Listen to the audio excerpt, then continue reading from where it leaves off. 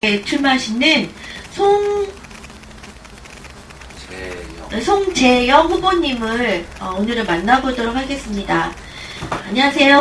네, 안녕하십니까. 반갑습니다. 네. 잠깐만요. 이게 조금 아직 익숙하지가 않아서.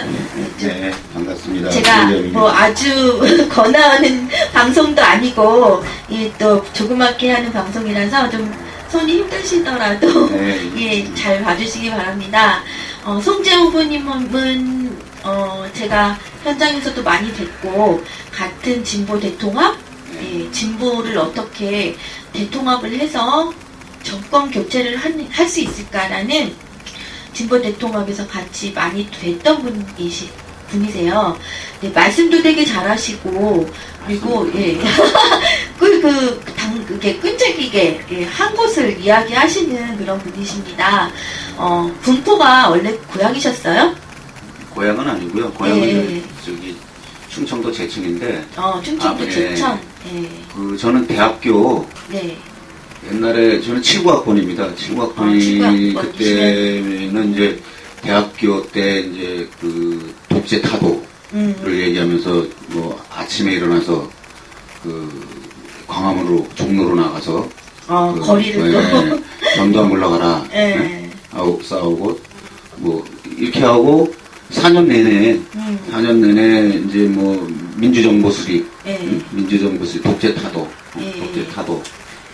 이것을 위해서 싸우다가 또 그때 분위기는 대학을 졸업하면 학내에서는 독재 타도 싸우다가 졸업하면 이제 공장으로 현장으로. 왜냐면 대학교 졸업해도 뭐 민주화가 잘 이루어지고 실질적으로 되려면 우리 그 서민들이 우리 국민들이 평등하게 그 먹고 사는데 지장이 없어야 되는 게 사실 민주화의 목적이잖아요. 목적이죠. 어느 정치인만 이렇게 국회의원이 뭐 이렇게 바뀐다고 그래서 이게 우리 지금도 그렇지만 국민들이 뭐 먹고 사는 문제가 해결되는 게 아니잖아요. 네. 그때 빈부격차도 크고 있는 사람만 먹고 살고 뭐 그래서 대학교 졸업하면 공장으로 갔는데 그때 처음 갔던 곳이 이제 경기도예요. 경기도 뭐 부천서부터 안양권에 해서 안양에 이제 공장에 들어가서 진짜 그럼 공장까지 공장에 들어가서 제가 이제 그때 노동운동을 한 거죠. 그때 노동운동 80년대 초에 노동운동은 그 빨갱이라고 그랬습니다. 빨갱이.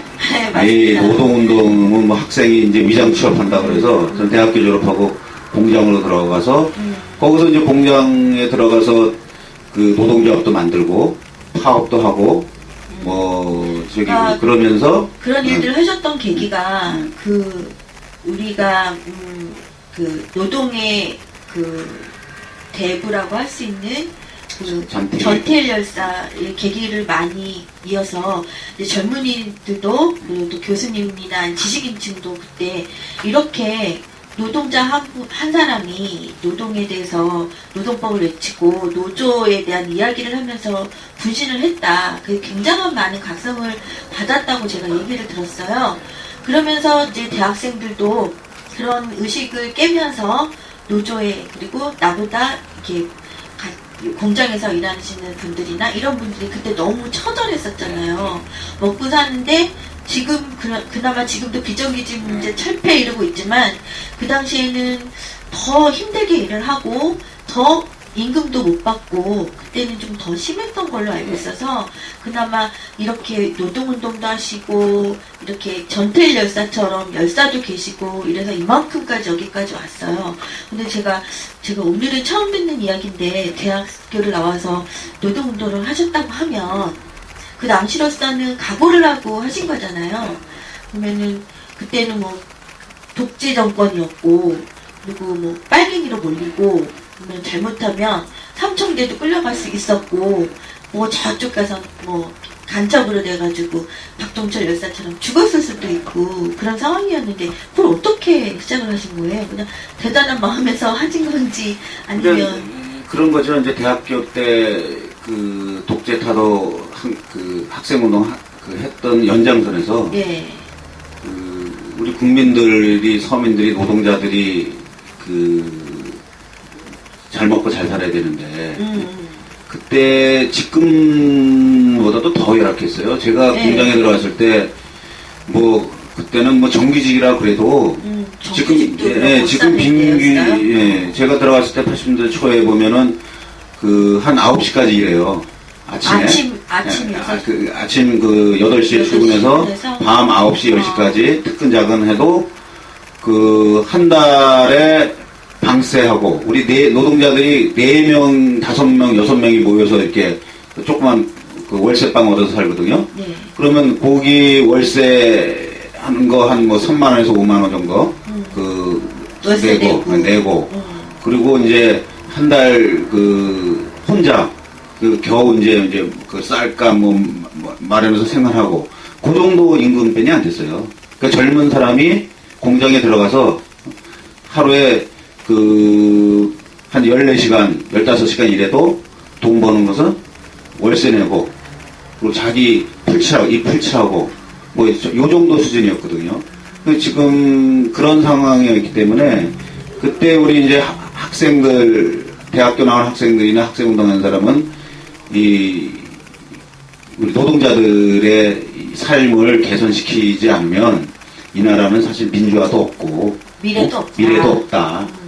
노동자나 노동자들이 각성해서 평등한 분배와 그 당시에 이렇게 생각이 있으시고 또 지식인이 있으신 분들이 나서서 이야기를 해주지 않으면 노동자는 노동자에 대해서 자기가 자기를 대변할 수 있는 그런 상황이 아니었던 것이죠. 안 했습니다. 이렇게 가서 이제 얘기를 해보면 그때는 이제 위장취업이라고 그랬는데 들어가면 이제 우리도 방법이 있어요. 일단 열심히 해서 프레스도 돌리고 로크로라고 해서 뭐 같이 파이프 같은 것도 만들고 이게 금속 같은 거 이것도 하고 근데 노동자들은 이제 일을 잘하니까 잘하면 거기서 배워야 돼요. 시다라고 해서 배워야 되거든요. 그러면 일에 관해서는 제가 이제 그 완전히 이제 꼬붕이죠. 그래가지고 막 이제 이것도 해 왜 이렇게 못해 그러면 이제 배우면 그러면서 그 속에서 이제 친하게 돼 술도 먹고 같이 살고 축도 볼도 차고 놀러도 등산도 가면서 친해지잖아요. 친해지면 거기서 이제 자연스럽게 얘기를 하는 거예요. 그때 이제 그게 위장취업이라는 얘기가 되는 거죠. 그러면 뭐냐면 야 저기 그 노조라는 게 어디서 파업을 해가지고 그 노조 민주노조를 만들었다 그러더라. 그래서 노동자들이 우리 지금 그 8만 원 받는데 거기 벌써 20만 원 받는다 그러더라. 그게 노조 때문에 그런다 그러더라. 그러면 그런 식으로 이제 관심을 갖는 거예요. 그리고 이제 무슨 집회가 있으면 무슨 뭐 공부 모임이 있으면 그때는 상담소가 많았습니다.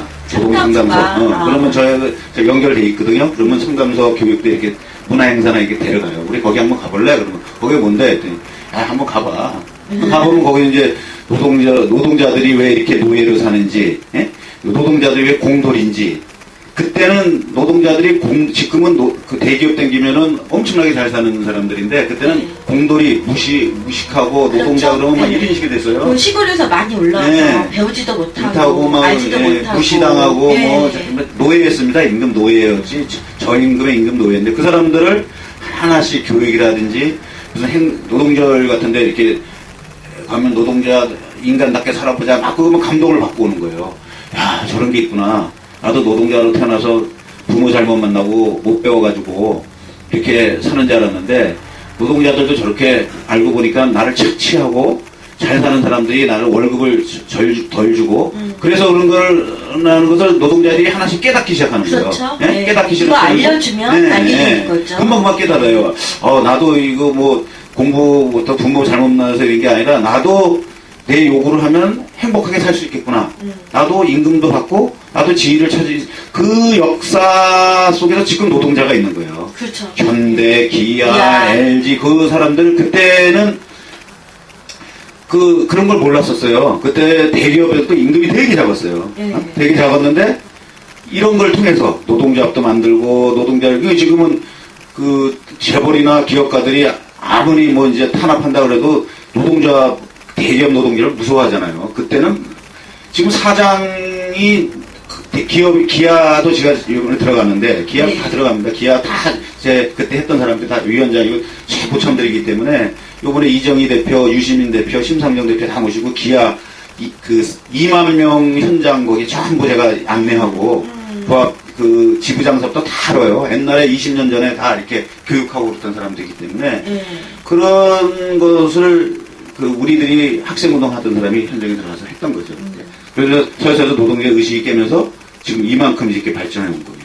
그리고 또 그때는 또 그런 것들이 통했잖아요. 지금은 이렇게 경제성장이 이룬 상태에서 왜 재벌들이 너네들만 잘 먹고 잘 사는 그런 구조로 가느냐 이렇게 떳떳하게 얘기를 할 수 있었지만 그때는 또 먹고 사는데 급급한 그 전쟁 이후의 상황에서 경제를 일으키겠다고 너나 없이 이렇게 하는 상황에서 노동 문제만 얘기하면은 니네만 살려고 그래 또 이런 소리도 나왔을 것이고 또 너는 왜 이런 사람들을 갖다 열심히 일하는 사람들을 왜 빨갱이 선동하고 빨갱이로 만들어 뭐 이렇게 하고 그래서 그런 상황에서 또 열심히 그런 계몽운동 그리고 이렇게 앞장서서 교육운동 그런 걸 하셨던 거네요.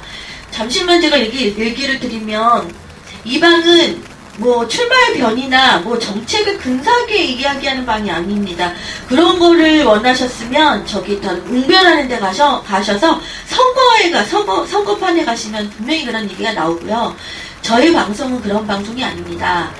정치를 함에 있어서요. 이렇게 현장에서 고생을 하셨던 분들이 저는 많은 각광을 받으시면서 서민의 운동을 하셨던 이런 분들이 말할 기회조차도 없이 뚜렷하게 초선 의원으로서 발을 디딜 수가 없는 게 우리나라 정치 현실입니다.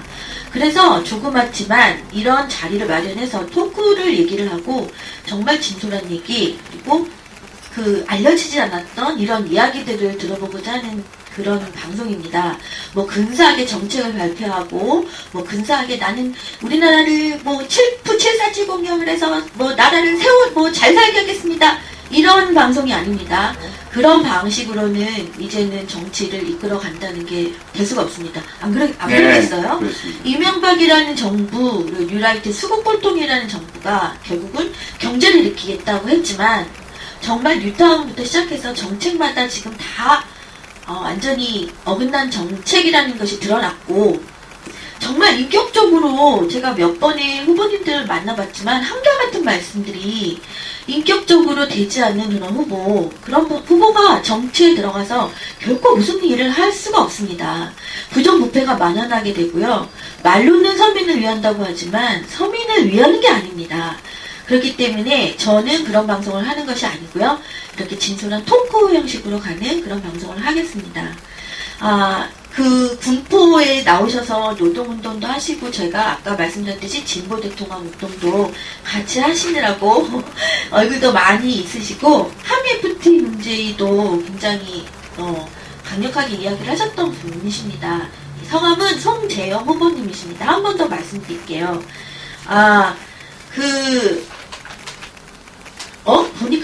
보니까 무슨 법률사무소에서도 소장님으로 근무를 하셨었네요.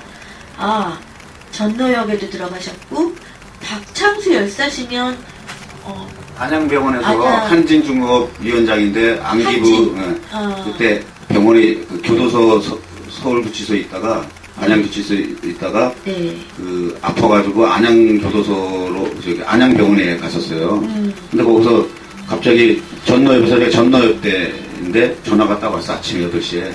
거기서 한진중업 노조 박창수 위원장이 그 타살 의혹이 떨어져 죽었다 그러더라. 안양병원에. 이유가 없었던 거죠? 아니 근데 이제 우리는 지금도 국정원이 그때 죽였다. 왜냐면 회의를 해서 당신 이제 민주노조 그만해라. 당신 뭐 아파트 주고 할 테니까 밤새도록 회의했는데 이 사람이 그걸 안 들으니까 그때 미쳤다 우리는. 그래서 자살한 것처럼 위장했다 이렇게 주장했는데 그때 이제 뭐 지금도 우리는 그렇게 생각을 하고 있어요. 규명은 안 됐지만 뭐 그래서 내려와가지고 그 조합에다가 노동조합에다 전화를 쫙 하고 제가 이제 투쟁 그 조직쟁이 국장이니까 전화해서 한 100여 명 조합원들 가지고 안양병원 가가지고 경찰들이 딱 있더라고요. 꽉 안양병원 다 몰아내고 그때 아마 그때 TV 이렇게 제가 나왔습니다. 맨 앞에 20년 전에 MBC에 그 경찰들 불러가라 살인했던 규탄한다 뭐 얘기해서 했는데 그때 그게 박창수 열사입니다. 아시는지 모르겠지만 전태일 열사 못지않게 그때 우리 민주노조 운동을 위해서 목숨을 바쳤던 열사들 중에 한 중에 박창수 열사 유명한데 안양병원에서 그때 사망하셨어요. 제가 얘기를 들어보니까 한진중공업에 지금 지금 김진수 박창수 여사도 김순식 뿌리가 지고 온 거예요. 그게 없었으면 김순식이 없습니다. 지금. 그때부터 계속 열사들이 나오면서 그래서 항상 김순식 동지 얘기하면 박창수 열사를 얘기하는 거예요. 그 뿌리입니다. 그게 안양에서 시작된 거고. 안양에서 시작. 그래서 그 아버님도 한번 제가 인터뷰를 봤던 것 같은데 굉장히 아픔을 가지시고 그걸 많이 극복하시고 그리고 다른 자식과 같은 사람들이 아직도 이렇게 힘들게 이렇게 노동에 대한 문제를 이야기하는 거를 가슴 아파하시는 인터뷰를 제가 한진에서 좀 했었던 기억이 또 떠오릅니다. 이렇게 현장에서는 노동자가 우리나라의 거의 80% 이상이 노동자잖아요. 4,500만 중에서 한 3,900만이 거의 다 노동자죠. 재벌 빼고 일해서 월급 타는 사람들이 월급 거의 30% 빼고는 우리나라에서 대기업의 중소기업 개인 영업 개인 사업 자영업자 그분들도 다 노동자예요. 노동자 거의 80%가 노동자인데 그들을 위한 정책이 없어서 나라가 지금 완전히 넘어간다, 매국노다 이야기까지 나오고 있는 상황입니다. 이렇게 노동 문제가 80%인데 그런 얘기도 들었어요. 왜 우리나라의 그 80%가 있고 민주노총이라는 거대한 조직이 있으면 나라를 뒤집어도 몇 번 뒤집었을 텐데 그걸 못 뒤집었느냐, 또 이렇게 노조운동을 하거나 그 노동운동을 이야기한 사람들한테 또 이렇게 이야기를 하시는 분들이 있거든요. 또 그 상황을 얘기를 또 직접 뛰어들어섰던 분으로서 노동 문제를 어떻게 바라봐야 하는지. 네. 그래요. 20년 전에는 이제 아주 노동자의 임금이라든지 생각이 굉장히 열악해서 임금 노예였죠. 노예였는데 이 노동운동을 전국 노동조합 협의회가 있습니다. 저희가 최초 만들었던 건데 그런 다음에 그게 이제 민주노총으로 지금 만들어졌어요. 그렇게 되면서 10대 재벌, 현대자동차라든지 기아자동차라든지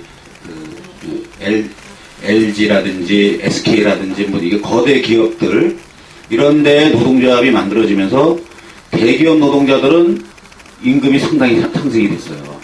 그렇잖아요. 대기업들은 많이 정규직도 만들고 임금도 많이 어느 순간부터 비정규직이랑 이렇게 차이가 나면서 완전 노동자를 반으로 갈라버렸죠. 그러니까 민주노총이 이제 그런 부분 속에서 이제 일단 임금을 많이 받으니까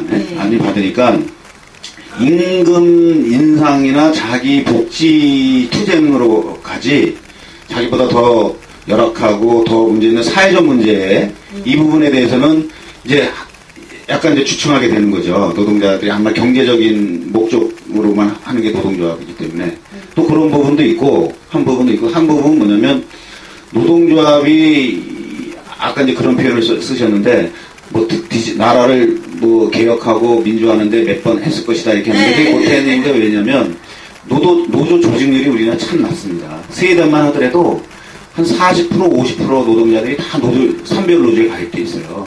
근데 우리나라는 7% 8%뿐이 안 돼요. 그 정도밖에 안 돼요? 네, 7% 8%뿐이 안 돼가지고 사실 민주노총 노동자는 한 3,800만 3,900만인데 민주노총에 가입한 거는 한 70만 80만 그죠? 7, 80만 한국노총 우리나라 사람들이 근본적으로 노동의 문제에 대해서 심각하게 생각을 안 하고 산다는 그런 생각이 들어요. 근데 거기 그냥 자동적으로 이제 가입을 하고 싶어도 이게 정부에서 못하게 하는 거죠. 정부에서? 그죠. 정권에서 못하게. 옛날에 독재 시절 때는 가입하면은 다 감옥에 보내고 다 그랬어요. 노조 해고 다 당하고. 해고 당한 사람이 노조 운동하다 다 해고 당했는데, 그 다음에 이제 민주화, 김대중 노무현 정권이 되면서, 그거는 민주노총도 합법화, 정규조도 그때 합법화가 됐어요. 합법화가 됐지만, 문제는 뭐냐면, 노조 활동이 산별로 스웨덴이나 서구처럼 산별이라는 전국조직으로 가는 것에 대해서 아직도 인정을 그때도 안 해줬었고, 또 노조 하면은 그때 같이 이렇게 그 옛날처럼 막 독재 시절 같이 막 감옥에 보내고 막 뭐 이러지는 않았지만은 그래도 노조 하면은 그때 많이 들었잖아요. 노조 하면 아직도 이렇게 그 제약이 들어오고 노동부나 정부에서 이게 감시가 들어오고 활동을 억제하는 그러다 보니까는 한쪽에서는 임금이 올라가고 그런 상태에서 노조 하면은 그 뭐 해고될 것 같고 그러니까 조직률이 안 늘어나는 거죠. 그런 상황 속에서 지금 사실 우리나라가 뭐 노동자는 많다 그러고 민주노총이 그 상당히 힘이 세다 그러지만 조직률이 작기 때문에 정권에서 어느 정권에서도 노조가 확장되는 것을 그 원하지 않고 있기 때문에 그런 현상이 지금 일어나는 겁니다. 네. 이렇게 말씀을 들어보면 예나 지금이나 뭐 노조 활동을 하면 뭐 민주노조 사수 이런 것도 제가 현장에서 많이 봤고 그리고 제가 아픈 그런 현장에서 그 겨울에 또는 이렇게 막 땀 찔찔 흘려야 되는 여름에 그것도 이제 막 모든 걸 다 시간을 거기 자기의 몸과 마음을 다 거기 바쳐서 그걸 어떻게 민주적인 걸 지키고자 하는 그런 모습들이 우리는 아직도 멀었구나. 그리고 제가 눈물 흘렸던 적이 몇 번 있었어요. 특히 겨울에 천막도 못 치게 하고 뭐 이렇게 뭐 떼려고 하면 그것도 불법이다 그러고 지금도 보세요. 쌍용자동차 거기 노조 다 탄압 들어오죠. 지금도 전국적으로 네. 지금 뭐 그 노동자 활동을 좀 이렇게 제대로 좀 하려고 그러면 그 노무 관리가 엄청나게 셉니다. 어? 노무 관리 회유도 하고 또 압박도 하고 니네들 이렇게 하면 저기 타임오프 이거는 그 상근자가 빼버려. 상근자가 위협. 네. 그 상근자가 지금 없어요. 그런 식으로 탄압하는 거야. 그리고 이렇게 하면 저기 고용 늘리지 않을래? 그러니까는 회사에서 그런 식이 있으니까 좀 이게 힘있게 좀 하려고 그러면은 탄압을 받잖아요. 그러니까 위축을 받는 거예요. 저희가 어저께도 군포에 캐피코에 있는데 캐피코가 굉장히 그 엔진의 중요한 부분을 현대 자동차, 기아 자동차 중요한 부분이에요. 독일의 보시하고 같이 하는 데인데 그런 조합도 역사가 20년 저하고 처음부터 이렇게 했는데 거기도 위협을 당하고 있어요. 그럴 정도로 기아도 마찬가지고 현대자동차도 마찬가지입니다. 거기 뭐 말이 민주주의는 빵빵한 것처럼 노조가 그러지만 파업을 제대로 못하잖아요. 노동조합이 파업을 못하는 것은 뭐하고 같냐면 다른 소리를 못 내는 거죠? 네, 그게 뭐냐면 여성이 자기의 여성다움을 가지고 나타내는 것을 막는 거가 똑똑한 거예요. 남자도 남성다움을 가지고 남성다움이 있어야지 자기가 사회나 어떤 뭐 어디서 남성으로서의 정체성을 유지하잖아요. 네, 그죠? 네. 여성도 마찬가지잖아요. 근데 그걸 인정한 남성다움을 거세하고 여성다움을 고세하고서 그냥 사람으로서 살아라 그러면 딴 걸로만 네. 그러면 그게 없잖아요. 노조도 마찬가지예요. 노조도 그 헌법에 보장된 게 뭐냐면 아시겠지만 그 단체 교섭권, 네. 네? 단체 행동권, 그 단체 행동권이라고 있어요. 파업권인데 지금 파업을 이명박 들어서 가지고 제대로 파업한 데 한 번도 없어요. 네?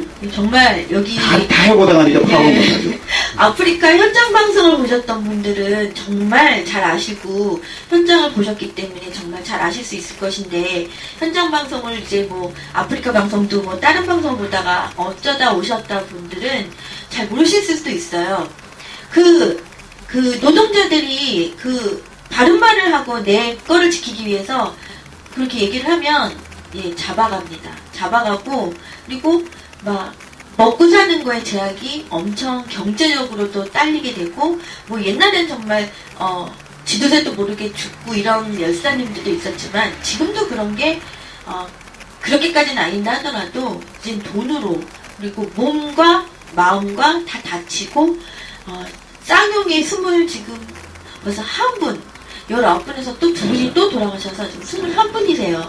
21분이 돌아가셨습니다. 그렇게 이 마음의 병으로 인한 자살과 마음의 병이 앓게 되면 또 몸도 아프고 그래서 결국은 2년 동안에 취직도 못하고 이러니까 경제적으로 힘들고 이러다 보니까 자살하시고 이런 것들이 다른 게 폭력이 아니에요.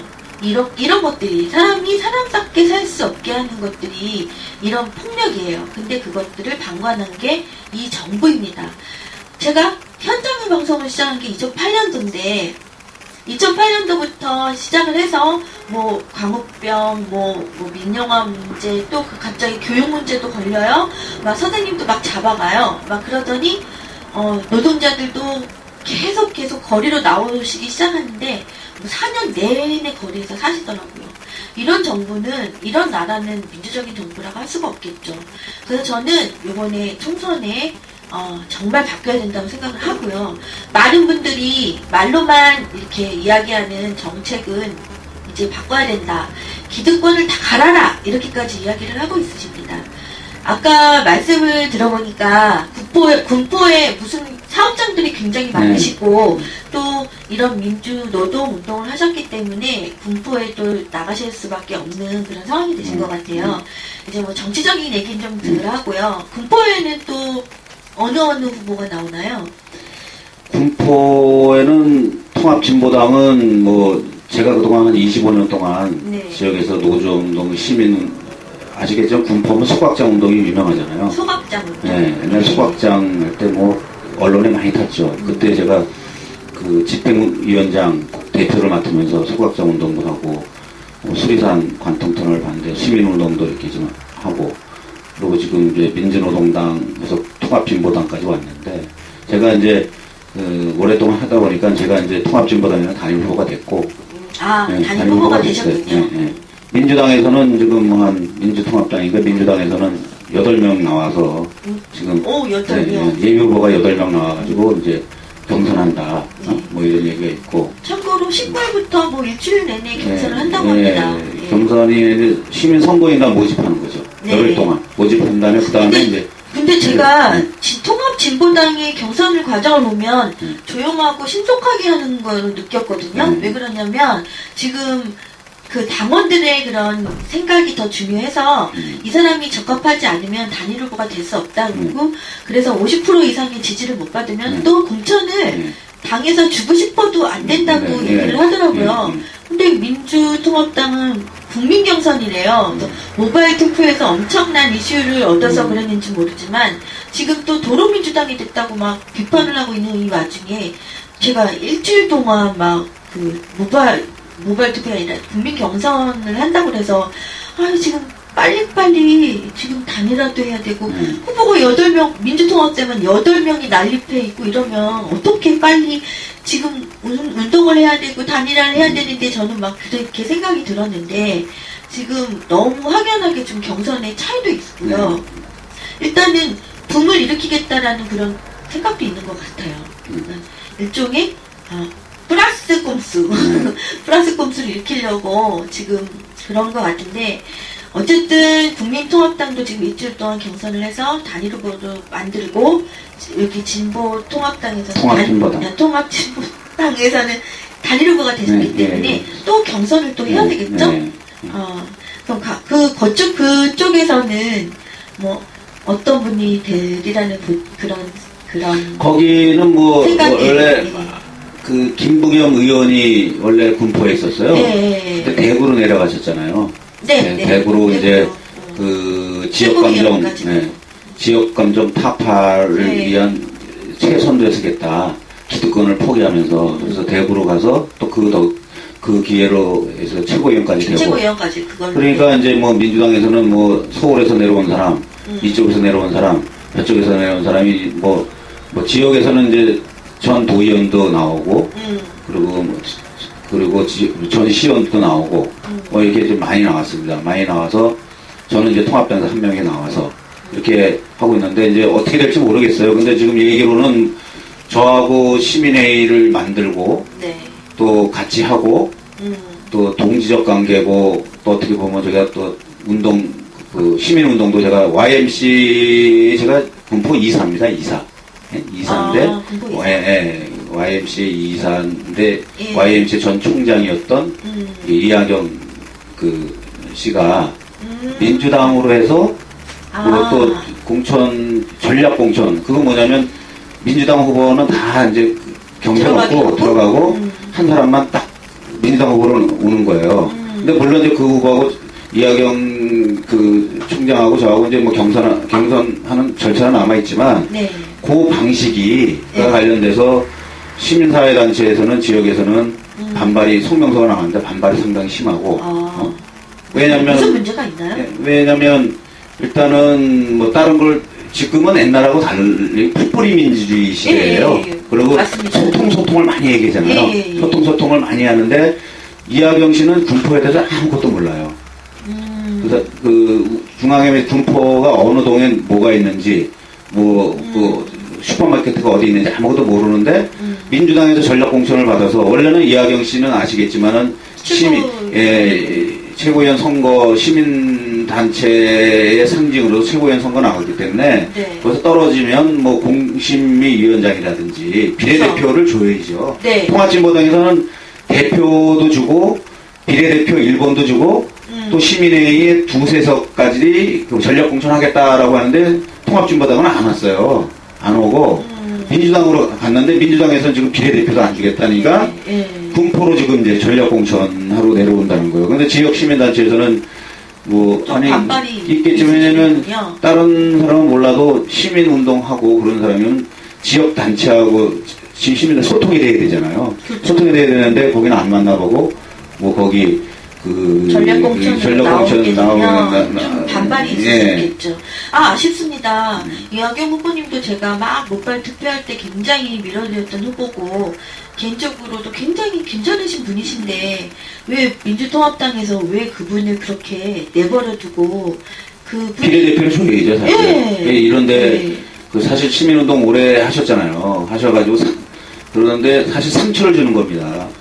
상처를 주는 거죠. 거기 내려가서 진보 진영과 민주당이 하기에는 벅차니까, 당신이 내려가서 시민운동 진보 운동한 시민운동 아니냐, 가서 송지영을 제압해라, 이렇게 특명을 내리는 거예요. 예. 그러면 하고 저는 동지인데, 그렇죠.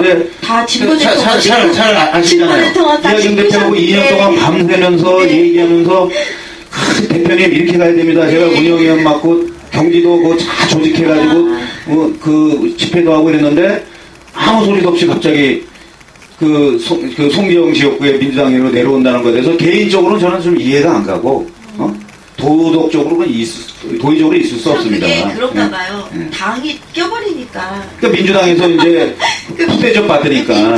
민주당에서 잘못한 거예요. 왜 여기다가 왜 이분을 거기다 넣는 게 아니죠. 그죠.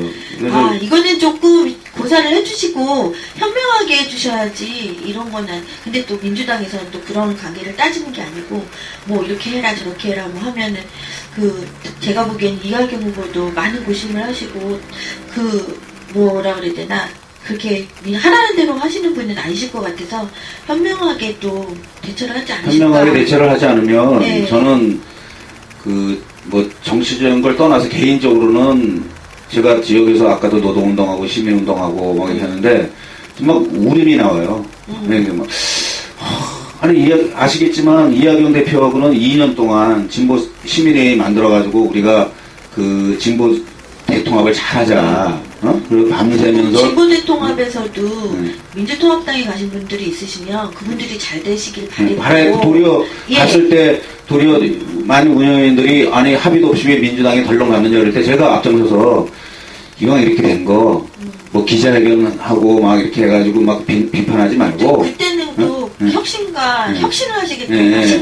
민주당 가서 잘하겠다 그랬습니다. 저도 봐서도 민주당 가서 잘하겠다 죄송합니다 그랬어요. 그래서 민주당 가서 우리 통합진보당과 잘 할 수 있도록 하고 안에서 역할을 좀 현명한 개혁적 역할을 그렇게 해주시죠. 하시려고 들어가신 것이고요. 그런 역할을 해주셔야 할 분을 자리를 내줘야 되는데, 제가 모바일 투표한 이후에 느꼈던 게 도로 민주당이라는 얘기도 그렇게 나왔던 것이고, 그래서 뭐 혁신과 통합 쪽 이런 분들이 시민단체 껴갖고 들어가셨던 분들이 자리가 없어진 거예요. 겨우 100만 밀리언 하셨던 문성근님 한 분밖에 못 올라가신, 결국은 많은 사람들이 붐을 일으키면서 모바일 투표, 저도 현장 투표까지 하면서 했는데 결국은 그 당 대의원의 표들이 훨씬 더 많은 위력을 발휘했잖아요. 그래서 좀 되게 아쉽고, 그리고 어떻게 보면 이게 정치적인 게 이런 거구나. 그렇죠. 우리가 이렇게 이럴 수 있구나 라는 생각이 들었을 정도인데, 그렇다고 해서 또 민주통합당에 있는 분들을 다 내칠 수는 없는 것이고요. 민주통합당에는 또 굉장히 좋은 후보들이 많으시고, 또 아까 말씀하셨던 개혁을 하시고자 했었던 분들도 좋은 분들이 많이 가서 계시니까, 어쨌든 잘 되셔서 현명하게 하셔서 잘 이루셔서 잡음도 없고 서로 뭐라 그랬겠죠? 마음의 상처를 다. 그렇죠. 예. 진보통합이나 시민 정치 세력화를 촛불, 특히 이제 촛불들을 중심으로 해서 아시겠지만은 시민 정치 세력화를 해야 된다. 기존 정당들이 진보 정당이나 민주당이나 촛불 시민 정치 세력을 끌어안지 못한다. 지금 그런 문제가 있지 않습니까? 그러면 재작년에는 그 풀뿌리 지방자치가 화두가 됐고, 무상급식 그게 되게 화두가 됐었는데요. 요번에 총선에서는 이렇게 시민 운동을 했었던 분들이 막 정치를 나가고, 또 뭐 방송인들이 있으시잖아요. 뭐 아프리카 문용시 사장님이나 뭐 저기 민중의 소리 있는 분들이나, 이분들이 얼마나 언론들이 가버렸으면 본인들이 또 정치를 뛰어들어서 언론의 또 개혁을 위해서 가시겠다고 또 가신단 말이에요. 제가 이런 거 보면서, 국민들을 다 정치화시키는 이 정권이 정말 끝까지 이렇게 우리를 정치화까지 눈을 뜨게 해줬구나. 그런 면에서는 되게 고맙다는 생각이 듭니다. 분명히 이 시민운동을 하셨고, 또 그리고 노동운동을 하셨던 분조차 지금 정치라는 곳에 나가시려고 하시는 이유가 뭐겠어요? 그렇죠? 바꿔보겠다. 그 정치에 하신 정치에 나가셔서 되시면 또 무슨 정치를 이루시려고 하시나요? 저는 그 노동운동, 시민운동을 쭉 하면서 사실 한나라당이나 민주당에서 저희 군포에서 옛날에 그 시민 후보로 당선까지 됐으니까 유혹이 많았죠. 김부겸 의원도 저기 그 민주당 들어오면 자기가 뭐 시장 이후에 경선하면 충분히 이길 수 있다 이런 얘기도 하고, 뭐 한나라당에서도 뭐 이렇게 했지만, 저는 이제 끝끝내 진보당을 만들고 그거를 장기적으로 이렇게 해왔던 이유는, 기존 정당이 어저께 제가 그 후보 선출 보고대회 문회회관에서 했는데 그런 얘기를 했어요. 왜냐면 10년 전에 민주노동당이 무상급식 얘기했습니다. 네. 무상보육 얘기하고 무상의료 얘기하고 무상교육 얘기했는데, 그때 제가 동네에 나가서 사람들한테 얘기하면, 야, 그거 과격하다. 그게 이루어질 수 있겠어? 민노당 과격하다. 아니, 지금 영국은 거기 공짜 무상병원 다 가요. 했더니, 영국하고 우리하고 같아? 아이, 송재영 너무 그래서 안 돼. 매일 그냥 구름 잡는 소리만 하고 말이야. 그 허황된 국민들이 안 믿어. 그러니까 표가 안 가는 거야, 민노당에. 그렇게 그냥 과격하고 그냥 막 이런 얘기만 하니까. 근데 지금 10년이 됐는데 무상보육 됐잖아요. 근데 어제 그 얘기했어요. 무상보육 되지 않았습니까? 10년 전에 민노당 과격하고 송재영 과격하고 허황되다 그랬는데 무상보육 되지 않았습니까? 제가 시험 출마할 때 주민참여 예산제 얘기하고 했을 때, 주민이 얼마나 의식이 낮고 얼마나 무식한데 주민이 참여해가지고 뭐 예산을 해. 그랬는데 지금 주민 참여 예산제 다 내고 있어요. 그리고 그 무상보육, 한나라당도 지금 무상보육 얘기하고 있습니다. 5세까지 몇 세까지 다 민주당도 더 이제 전진적으로 나와요. 지금 무상보육 될 판이에요. 지금 다 지원해주고 무상보육 됐죠? 무상급식 됐죠? 지금 개혁한다고 하잖아요. 무상급식 됐죠? 그 다음에 이제 무상교육. 무상교육도 중학교까지는 돼 있는데 고등학교 됩니다. 한 달에 1년에 한 300~400만 원 들어가는데 고등학교도 무상보육 되고, 반값 아파트 무상까지는 안 되지만 반값 아파트 지금 저기 민주당도 나오고 한나라당도 정약 나오잖아요. 그죠? 반값 아파트 나오고 곧 이게 대학교 등록금 떨어지고 무상으로 가는 진보 그 길에 있는 거예요. 길에 있는데 거기가 처음에는 복지라는 그런 게 먹고 사는 못 사는 사람들만이 뭐 어떻게 하는 그런 복지로 가다가 이제 점점 우리들하고 점점 가까운 보편적 복지라 그러는데 가까운 복지로 가고 있는 그런 길목이죠. 네. 근데 제가 어저께 말씀드리고 싶은 거는 이제는 10년 전에 과격하고 비현실적으로 외쳤던 무상보육 됐고 무상 보육 급식 됐고 무상 보육 됐고 무상 교육도 거의 이루어지고 이제 무상 교육도 진척되고 있고 마지막 나온 게 무상 의료인데 네. 네? 무상 의료 우리 많이 얘기했습니다. 무상 의료인데 무상 의료도 가능하다. 네. 가능합니다. 그거는. 네? 좀 힘드실 것 같아요. 이렇게 잡으시고 편안하게. 그리고 지금 죄송한데요. 빵 글이 올라오는데요. 질문은 이따 받겠습니다. 무슨 말씀을 굉장히 많이 해주고 싶으시고 노동 문제라고 보니까 글들이 막 올라오는데요. 한 몇 개만 읽어드리고 이야기를 이어나가겠습니다.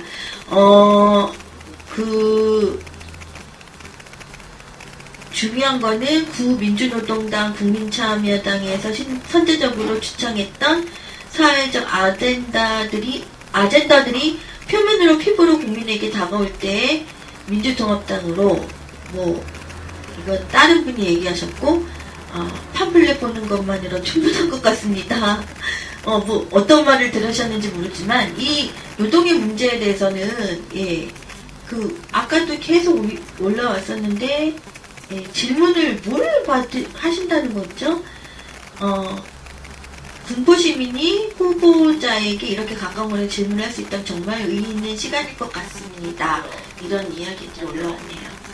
질문은 없으니까? 질문은요, 지금 토크 시간이라서 이렇게 토크를 하다가 막 질문 나온다고 막 얘기를 하고 그럴 수 있는 시간이 아니시니까 정말 궁금한 게 있으면 제가 나중에 이렇게 물어보시고 답변을 드리도록 하겠습니다. 질문도 궁금하신 거 있으셔도 좀 참아 주십시오. 질문하게 하는 게 안 좋아요? 아니 질문은 참으면 안 될 것 같은데? 아니 근데 이제 그거는 맞는 말인데요. 나중에? 이제 일단 나중에 이후에 다 모아서 얘기를 하도록 하겠습니다. 맥이 끊어지잖아요. 지금도 맥이 딱 끊어졌어요. 저도 그것만 잠깐 붙여보면 이제 무상 의료만 남았잖아요. 과격하다고 근데 무상 의료도 국민건강보험 해가지고 많이 됐어요. 많이 됐고 우리는 암만 아주 돈 많이 드는 무슨 심각한 질환 같은 거 병이 있어도 100만 원 이하, 연 100만 원 이하. 요새 어르신들 우리 어머니 아버님도 병 나오고 그러면은 저도 엊그저께 얘기 들었지만 3천만 원 들었대요. 30일 동안 있었는데 뇌경색으로 병원에 들었는데 3천만 원 들었다. 검사하는 더 많이 드는 거죠. 어르신들 어머니 갑자기 이제 나이 들고 쓰러지잖아요. 그리고 질환이 있으면 병원에 한 두세 달 하면은 3천만 원, 4천만 원 드는데 그런 것을 어르신들 나이 들면 다 병에 걸리고 갑자기 쓰러질 수도 있고 질환이 걸리면 그걸 국가에서 건강보험을 해줘야 되는데 안 해주잖아요. 저는 그게 된다고 생각하는 거예요. 그게 국민들이 사는 거죠. 그게 되고 그러면서 무상의료도 외국처럼 공공의료원, 공공병원 영국 같은 데 이렇게 가면은 돈 없고 어느 수준 이하인 사람들은 그냥 가면은 국가에서 의사들이 공무원이에요. 거기는 의사들이 공무원입니다. 공무원들이 공무원으로 되면은 좀 어느 정도 받는 데서 본인이 서비스를 그냥 우리 의사 그러면은 여기서 최고의 그냥 직업 마치 이런 게 아니라 학교 선생님 같이 의사를 이렇게 키워요. 의사. 그래서 무슨 말씀인지 알겠어요. 의료를 통해서 장사를 해먹고 돈을 벌어 의사 개념이 그게 아니라 교육하고 똑같다. 의료도 사람이 살다 보면 국민이 살다 보면 병이 나고 아프고 이러기 때문에 국가가 공공적으로 건강과 이 병을 관리해주고 이게 국가의 의무잖아요. 교육하고 똑같은 거예요. 근데 의료가 장사를 하는 사람 같이 됐어. 그렇잖아요. 우리나라에서는 의사, 판사, 검사, 변호사 되면 완전히 꿈의 직업이 돼서 돈 많이 벌고 특히 치과 요새는 성형외과 그게 잘못된 되게 많이 벌거든요. 정치를 잘못하고 이게 잘못됐는데 의료는 교사처럼 공공 의료가 돼야 되는 거예요. 그래서 병원도 공공병원을 크게 줘가지고 거기 가서 하면은 아주 저렴하게 마치 무상급식처럼 무상 의료를 받고 돈 많은 사람이야 자기가 민간 병원에 가서 자기 돈 들고 하겠다면 그냥 하라 그러고 돈 없는 사람이 있지 않습니까? 가난하고 서민들 같은 경우는 국가의료원에 가면은 싸게 이렇게 무료로 이렇게 해주고 그런 체계가 저는 마치 10년 전에 무상급식, 무상보육 하면 뜬구름 같은 소리였다고 생각이 그 사실이 아니었듯이 무상의료, 공공병원, 국가가 책임지는 공공의료원 이런 것이 저는 앞으로 10년 안에 10년 안에 대한민국에도 온다. 그 다른 나라 서구는 다 그렇게 돼 있어요. 온다. 그거 말씀을 드리고 싶어요. 과격하지 않았다. 그걸 아까 얘기했지만 정책에서 뭐 할 거냐 할 때 그런 부분을 그 비정규직을 철폐 참여정부 시절 때 그 민노당이 비정규직 철폐법 얘기했더니 난리 쳤었어요. 기억나세요? 그때는 민주당이 비정규직 철폐가 말이 되느냐 비현실적이다. 그러니까 2년 동안 하고 뭐 어떻게 해서 그때 민주당하고 민노당하고 엄청나게 싸웠습니다. 그때 싸웠는데 지금 보세요. 민주당이 뭐 접근하면 70% 뭐 감축하고 뭐 한나라당도 이제 나오고 월급을 동일노동 동일해주겠다고 얼마 안 됐잖아요. 그렇죠? 그렇게 되잖아요. 그런 부분을 저는 민노당이나 이 강력한 진보 정당이 있었기 때문에 만약에 우리를 따라 안 하면은 표가 우리가 다 몰리게 생겼으니까 민주당도 벤치마킹하는 거고 한나라당도 벤치마킹을 하는 거예요. 노무현 정권의 열린우리당이 잘한 것도 있고 못한 것도 있는데 저는 그렇게 봐요. 조금 노동 문제도 노무현 대통령이 조금 더 노동운동도 좀 하셨던 분으로서 기대가 너무 많아서 그만큼 기대에 못 미친 노동의 그런 정책이었다라는 비판을 받고 있는 것 같은데 제가 보기에는 비정규직 법 자체로는요 기업들이 정규직을 못 쓰는 거를 방지하고자 단기간에 사람들 쓸 수 있게끔 하는 제도였어요. 근데 갑자기 그것들이 저기 법이 생기고 나더니 그 재벌이나 이런 그 회사에서는 뭐 6개월이 아니라 다 뭐 1년 아래로 그냥 계속 재계약을 하면서 비정규직을 화를 시켜버리는 거예요. 점점 정규직을 줄이면서 비정규직을 양산을 해버리는 이상한 그 법을 악용하고 오용하는 그런 걸로 돼버려서 이제 저희가 비정규직 철폐 그리고 비정규직 법을 만든 노무현 대통령 뭐 어쩌고저쩌고 이러는 거가 있는데 지금 법이 나쁜 건 아닌 것 같고 좋은 법을 갖다가 이렇게 악용하는 이 사람들 그리고 또 법을 갖다가 이용하는 이 사람들에 대한 처벌도 좀 있어야 될 것 같아요. 그러니까 그게 뭐냐면 그 비정규직을 이제 해소하는 법을 만들어야 되는데 그 법을 만들 때 단순히 뭐 2년 하고 뭐 이렇게 만드는 것 자체가 그렇게 악용하고 오용할 수 있는 근거가 되는 거예요. 일일이 기업가나 다 만드는 것 자체가 그렇죠. 그러니까 그런 것을 그때 우리 얘기한 사유 제한을 특수직 비정규직이 꼭 필요한 데 있어요. 무슨 뭐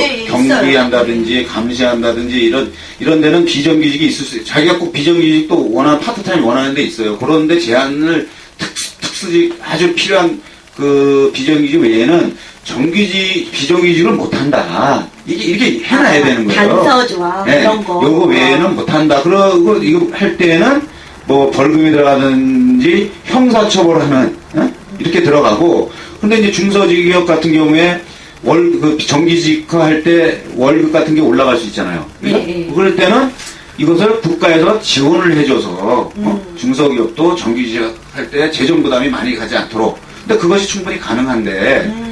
얘기 들어보니까 또 그런 방법도 있네요. 아니 왜냐하면 지금 요새 이제 재벌세도 얘기하고 뭐 사회연대세도 얘기하고 우리가 이제 부유세도 많이 얘기하는데 스웨덴 같은 데서는 사회연대기금을 재벌들한테 걷어요. 재벌들은 낸다고요. 왜냐하면 그 돈을 가지고 비정규직, 정규직 하는데 중소기업에 지원을 해줘요. 왜냐하면 그 재벌들이 국가 정책에 의해서 수출 주도적으로 되면서 이익을 많이 나는 거기 때문에 이익을 많이 나는 그것을 다시 환원을 해야죠. 그거는 개인적으로 뭐 도덕성이 있어서 환원하는 게 아니라 국가 정책으로서 수출을 중심으로 가야지. 만약에 그 국가가 경쟁력이 강화되기 때문에 수출 중심으로 달러도 해주고 정책을 해준다면 거기서 이익이 많이 나오면 당연히 내려와야죠. 그거는 국가 세금을 내야 되죠. 그걸 못해서 지금 그 세금을 가지고 정규직을 비정규직을 정규직 할 때 중소기업에 부담이 되면 지원을 해주면 됩니다. 그래서 지금 이제 판단해 보니까 민주당이나 한나라당도 깨달은 거야. 아, 비정규직을 정규직 하는데 가능하다 이렇게 판단이 되는 거예요. 판단합니다. 마치 무상급식하면 난리 나지 않잖아요. 예, 말 난리 난다고. 돈이 어딨어? 난리 나는데 아니 건설 도로하고 건설하고 뭐 부시고 터널 뚫는 거 안 뚫으면 되는 거 아니에요? 그 건설 예산 안 들어가면 되는 거 아니에요? 예. 그러니까 쓸데없는데 돈을 안 쓰고 그리고 지금 미국으로부터 22조 원의 무기 구입합니다. 그거 아세요? 왜? 이명박 정부가 왜 미국 오바마 정부하고 이렇게 되겠어요? 그게 뭐냐면 22조면요 8조면은 무상 등록금입니다. 8조만 있어도 거기다 8조 있으면 무상 의료 22조면 무상 의료 무상 교육 다 되는 거예요. 무기 구입 안 하고요. 최소한 들어만 하고.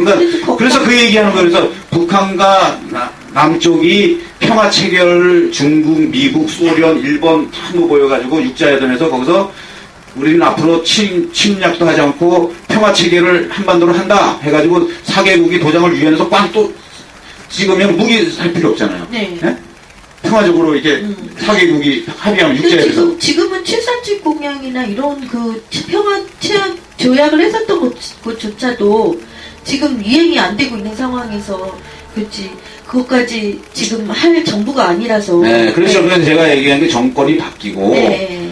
그 한반도의 전쟁이 세계 열강에서 유엔에서 도장이 팍 찍혀져서 더 이상 여기서는 무기로 경쟁하는 한반도에서는 불가능하다. 저기 스위스라든지 유럽에서 그러잖아요. 네, 그렇게 되면 22조 원이나 들여서 미국으로부터 무기 구입할 필요가 없기 때문에 우리 국민들의 무상 의료, 무상 교육, 복지 22조면 다 되는 거예요. 세금 들이지 않고. 지금 그 길이 널려져 있습니다. 지금 우리 진보 통합진보당은 그 얘기를 하는 거예요. 그래서 평화 통일과 한반도 평화와 복지는 연관되는 거다. 네. 이거는 저 통일 문제랑 네, 진짜 복지는 연관되는 거예요. 그러면 22조 쓰지 않죠. 그리고 지금 요번에도 제가 이제 국회에서 보니까는 그 민주당하고 한나라당이 그 저기 국토해양부에서 증액을 이명박 정부가 개발 정권이라 하지만 그거보다 4조 원이나 더 그 증액을 시켰어요. 4조 원이나. 그러니까 이미 있었던 그거보다 훨씬 더 증액을 많이 시켜서 지역으로 네. 뭐 길 닦는 예산, 토건 예산을 막 가져갔어요. 그럼 4조 원만 해도 반값 아파트거든요. 그러니까 이명박 정부가 지금 토건 예산에 쓰는 거 한 10조 원 정도 절약시키고 건설, 토건, 재벌들이 다 이번에 4대강이 22조입니다. 예, 그걸만 많이 했어요. 예, 22조죠. 1년에 보통 뭐 한 7, 8조씩 가져갔다는데 그거 절약시키죠. 최소한으로. 그리고 증액, 토건 예산 증액시키는 거 한 10조 정도 되죠. 무기 구입하는 거 우리가 평화체계하면 22조, 벌써 3, 40조. 300조에서 우리 예산이 340인데 10%는 막 낭비성 예산이고 막 퍼주는 예산이에요. 거기 벌써 30조잖아요. 제가 시연해봤기 때문에 아니에요. 막 퍼주고 안 써도 되는 예산이에요. 그 불효불급 예산이라는데 10조에다가 무기 구입하는 거 평화체제 되면 한 22조. 그래서 최소한으로 한 50조 정도는 30조에서 50조 정도는 복지 예산으로 세금 안 해도 만들 수 있다. 진보당이 얘기하는 거예요. 이 말씀이 되게 중요한 게 뭐냐면 다른 다른 정당에서 복지 얘기했을 때 너네 돈이 어딨어 이런 얘기를 했는데 우리가 그때 즉각 이런 대응을 못했다는 거 그것 때문에 또 문제가 생기는 것 같습니다. 네. 문제는 또 지금 어떻게 하면은 그 통합진보당의 지지율이 오르면 또 우리 군포로 나오신 송재영 후보님도 올라가시잖아요. 그리고 여기 그 종로의 김원일 후보님 또 저번에 나오셨던 박무 후보님 진보대통합의 박무 후보님도 또 많이 덩달아서 지지율이 올라갈 건데 지금 되게 답답해 하시는 게 그럼 올릴 수 있는 그런 방법이 뭐냐 지지해주고 싶어도 정확하게 그거에 대해서 말을 해라 뭐 이런 식으로 올라오고 있더라고요. 근데 박무 후보님께서는 그런 얘기를 하셨어요. 인간다운 정치 인간다운 인격적인 정치를 하지 못하면 아무리 정치인이 됐다 하더라도 그것들이 우리한테 돌아오지 않는다는 그 사실 하나가 제일 큰 무기다 이렇게 얘기를 하셨고 진보통합당이 지지율이 지금 서서히 오르고 있어요. 근데 제가 보기에는 지금 잠재적인 그런 표층이 아직도 지켜보고 있는 그런 상태인 것 같아요.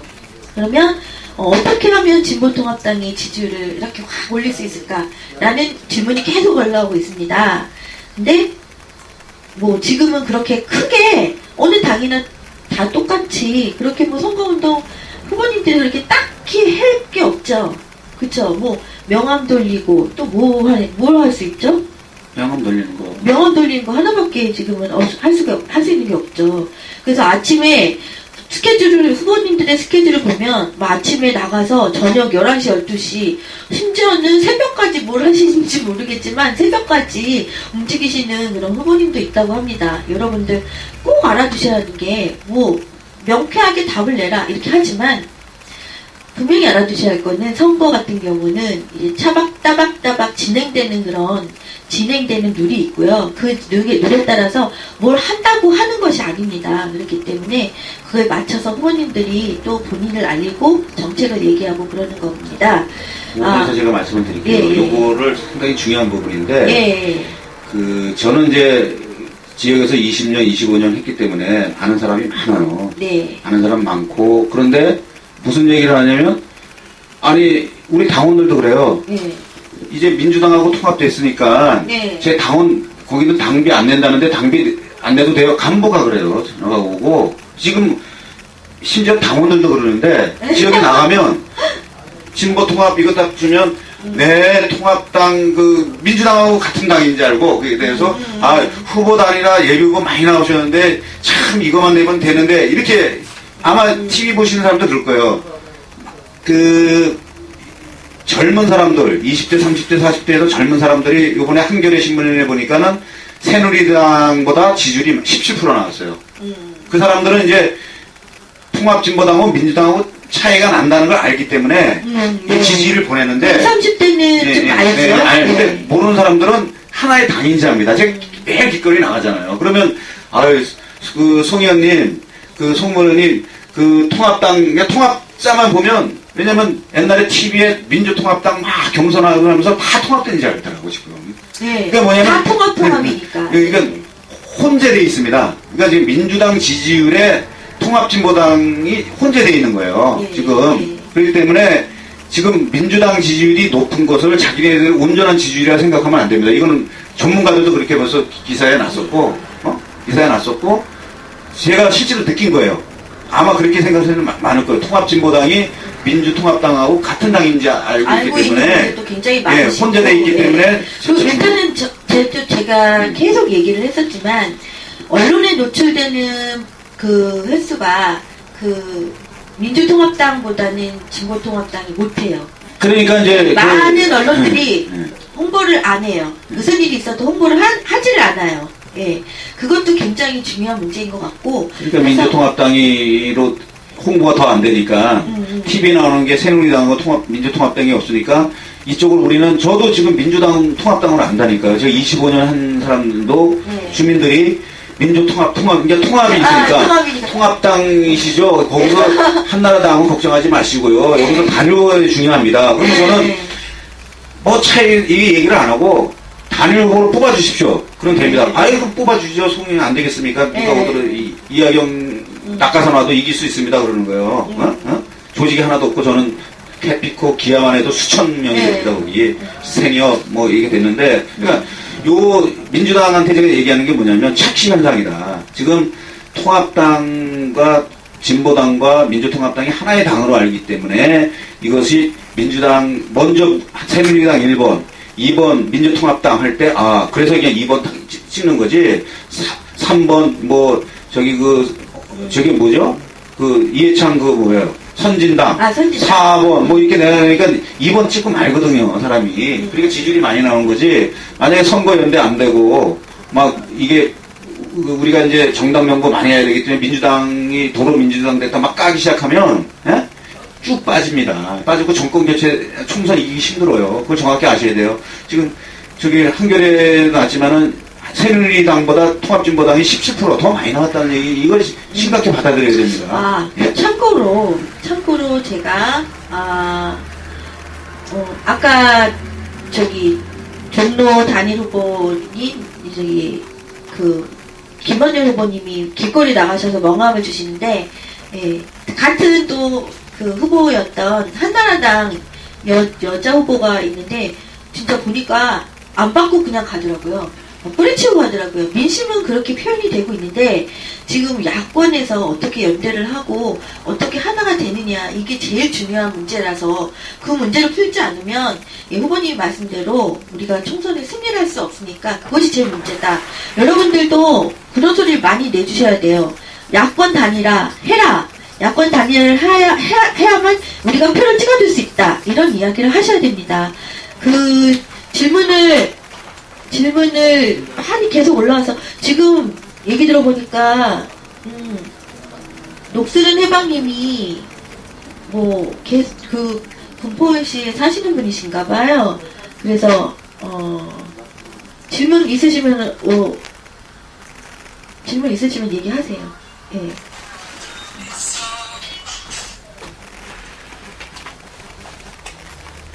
박봉님, 예. 소리 들려달라고 하지 마시고, 제가 말씀드렸죠. 이런 이야기를 하다가, 부모님의 그런 일상생활, 자기 본인의 이야기도 들어보지도 않고서, 무슨 질문부터 하시려고 하면, 매 끊어진다는 이야기입니다. 어디 가서 무슨, 토론회나 이런 거 할 때, 누가 그 질문부터 받는 거 보셨나요? 기본적인 예의 좀 지켜주시기 바랍니다. 지역시도 제천 출신으로 군포시에 거주하며 고려대 출신으로 송지현 후보님께 관심이 갑니다.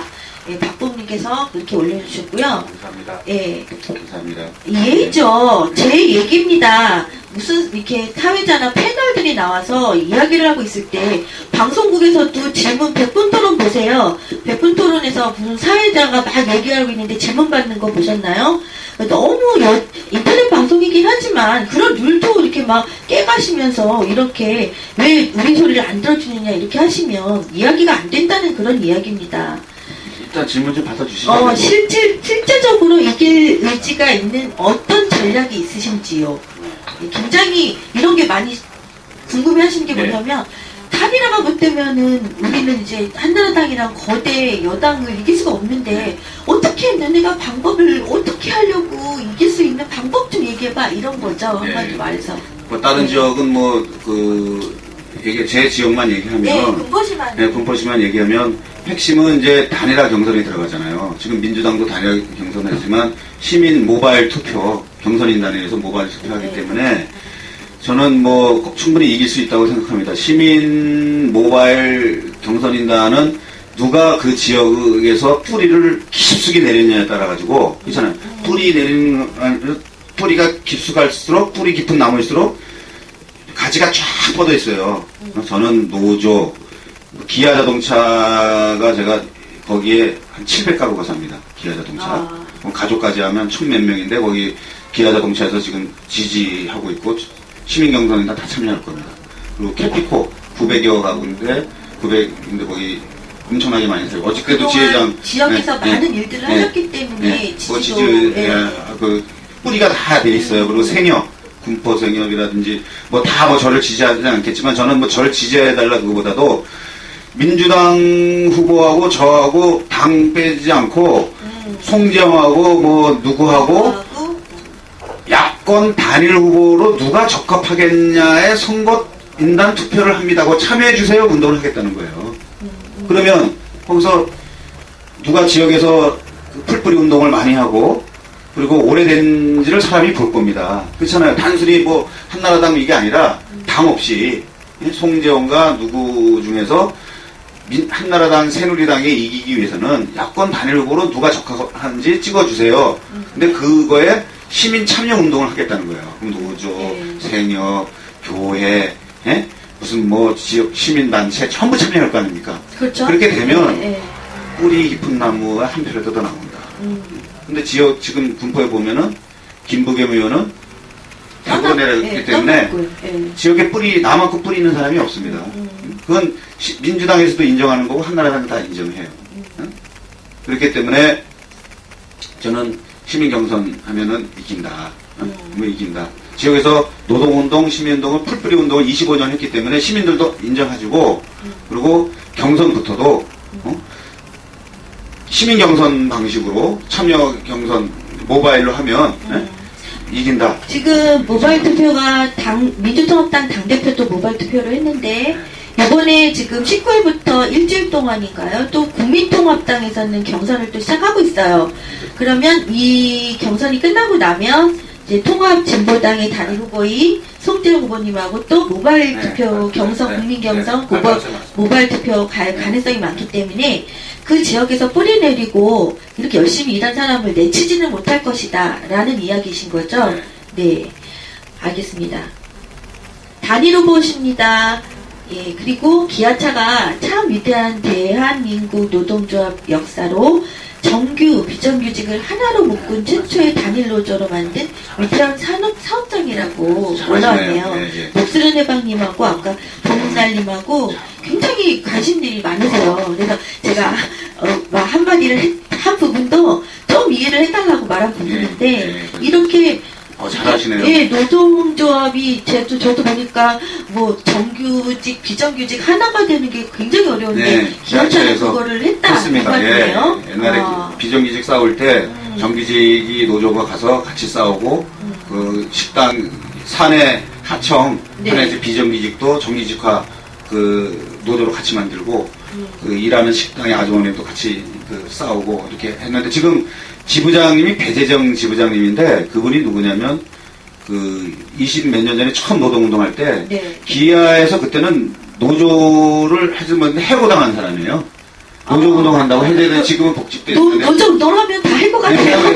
지금 현 배재정 지부장님이 그 해고당하는데 같이 그때 했던 사람입니다. 저는 이제 밖에서 하면서 근데 지금 지부장님이 되셨기 때문에 저는 뭐 기아나 캐피코나 뭐 지역 생활협동조합이나 지금 환경운동연합이나 뭐 시민단체를 제가 25년 또 계속 뭐 소각장운동이나 또 수리산 관통터널 대책위도 맡고 했기 때문에 뭐 지금 낙하산으로 내려온다든지 지역에 뿌리도 없으면서 만약에 당대당에 그 해가지고 여론조사하면 당 그게 있기 때문에 안 되겠지만 그렇죠? 근데 당 빼고 그냥 누가 적합하냐 단일 후보로 시민 경선하면은 제가 진리가 하나도 없다는 거예요.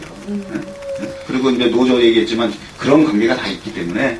예, 또 박봉님께서 현재 군포시의 교육 문제의 개선점으로 어떤 걸 꼽으십니까? 라는 또 질문이 올라왔습니다. 꼭 군포시뿐만 아니라 제 아이도 그 가출도 많이 하고 그랬지만 왜냐면 저는 뭐 사교육 많이 받고 뭐 또 공부 잘할 수도 있다고 생각해요. 그리고 자기가 뭐 서울대 고대 연대 좋은 대학교 가는 거 자기의 또 그것도 있는데 아이들이 자기 공부에 적성이 안 맞는 애가 많습니다. 많고 공부하면 또 그 자기 안 맞아. 근데 그럼 학교에서 완전히 버려버리잖아요. 그죠? 내 딸애는 학원도 가기 싫대요. 근데 공부하고는 맞지 않는 그런 우리 딸애 같은 애들이 많아요. 근데 걔네들이 그러면 다 버린 애들이고 이러느냐 그게 아니란 말이죠. 그 아이들이 자기는 공부가 아니지만 우리 아이는 아티스트 그 네일 손톱 아티스트인가 뭐 이런 걸 하고 싶다는 거야. 그거 재밌다는 거야. 그리고 어떤 애는 뭐 요리를 하고 싶고 근데 어떤 우리나라 사회에서는 그런 거 갖고 밥 먹고 살아 뭐 이렇게 나오죠. 어떤 애는 뭐 저기 그 어떤 기능 이발 미용을 하고 싶다 그러고 어떤 애는 자기는 뭐 다양하게 있단 말이죠. 그러면 그런 애들의 적성에 맞게 이게 혁신교육입니다. 혁신도시로 좀 만들겠다. 정규자하고 얘기됐는데 혁신도시는 군포뿐만 아니라 지금 이명박 정부의 특성화는 그거는 사기였다. 특성화해가지고 된 게 뭐 있습니까? 직업교육도 제대로 안 됐잖아요. 혁신교육을 만들어서 학교를 20명 정도로 줄여야 됩니다. 학급을 지금 뭐 40명 줄이고 그리고 교사도 서구처럼 정규교사, 보조교사까지 있어야 돼요. 그래서 공부 잘하는 애들은 그 대학교 가는 애들은 거기에 맞게 하고 안 애들은 적성에 맞게 그걸 보조교사가 프로그램을 가동시켜줘야 됩니다. 그래서 그 학교 내에 뭐 자기의 평생 대학교 가지 않더라도 또 전문대학이나 이렇게 가더라도 적성에 맞게 그 키워줘야 됩니다. 그래서 학교에서 다 해결할 수 있도록 이게 혁신교육입니다. 이게 서구에서 이렇게 하고 있어요. 한 10명, 20명 단위로 만들면 교사들도 일자리가 많이 만들어야죠. 일자리 창출 많이 되는 거죠. 저도 지금 아이를 키우는 엄마로서 애들 문제가 굉장히 대학을 나와도 졸업을 해도 취직도 그렇죠. 안 되고 대학을 가는 것도 본인의 적성보다는 엄마 부모님들의 입장에서도 너 그거 배워서 너 그거 배워서 무슨 돈을 벌 수 있어? 먹고 살 수 있을 것 같아? 취직도 안 되는데. 취직도 안 돼. 1년에 1,000만 원씩 들이고 스펙 쌓아야 되거든? 이렇게 나오면 아이들은 좌절부터 하니까. 그 말씀 진짜 좋은데 저도 혁신교육 이야기는 들었었는데 이렇게 교사도 잘 공부 잘하는 공부에 관심 있는 아이와 자기 아이들은 다 똑같을 수 없고 특성은 다르니까 자기가 잘할 수 있는 거를 갈 수 있는 길을 만들어주는 학교 내에서 만들어줘야 됩니다. 그런 교육. 엄마들이 부모님들이 사교육을 위해서 또 뭐 돈 벌러 나가고 또 심지어는 우리 문제가 되고 있는 뭐 노래방 도움도 하고 이러는 사태가 벌어지지 않게 하는. 그러니까 사교육도 근절하고 그리고 아이들도 인간답게 살게 하는 그런 그게 혁명이 필요해요 지금 이런 식으로 나가다가는 강남에 진짜 돈 많고 아이들 자살해요. 아이들 지금 너무너무 많은 우리 딸내미 막 가출했을 때 저는 그 심정을 알아요. 얘는 공부 같은 거 하기 싫어요. 근데 공부 한번 하면 또 공부를 왜냐면 어릴 때부터 그 습관이 안 돼 있고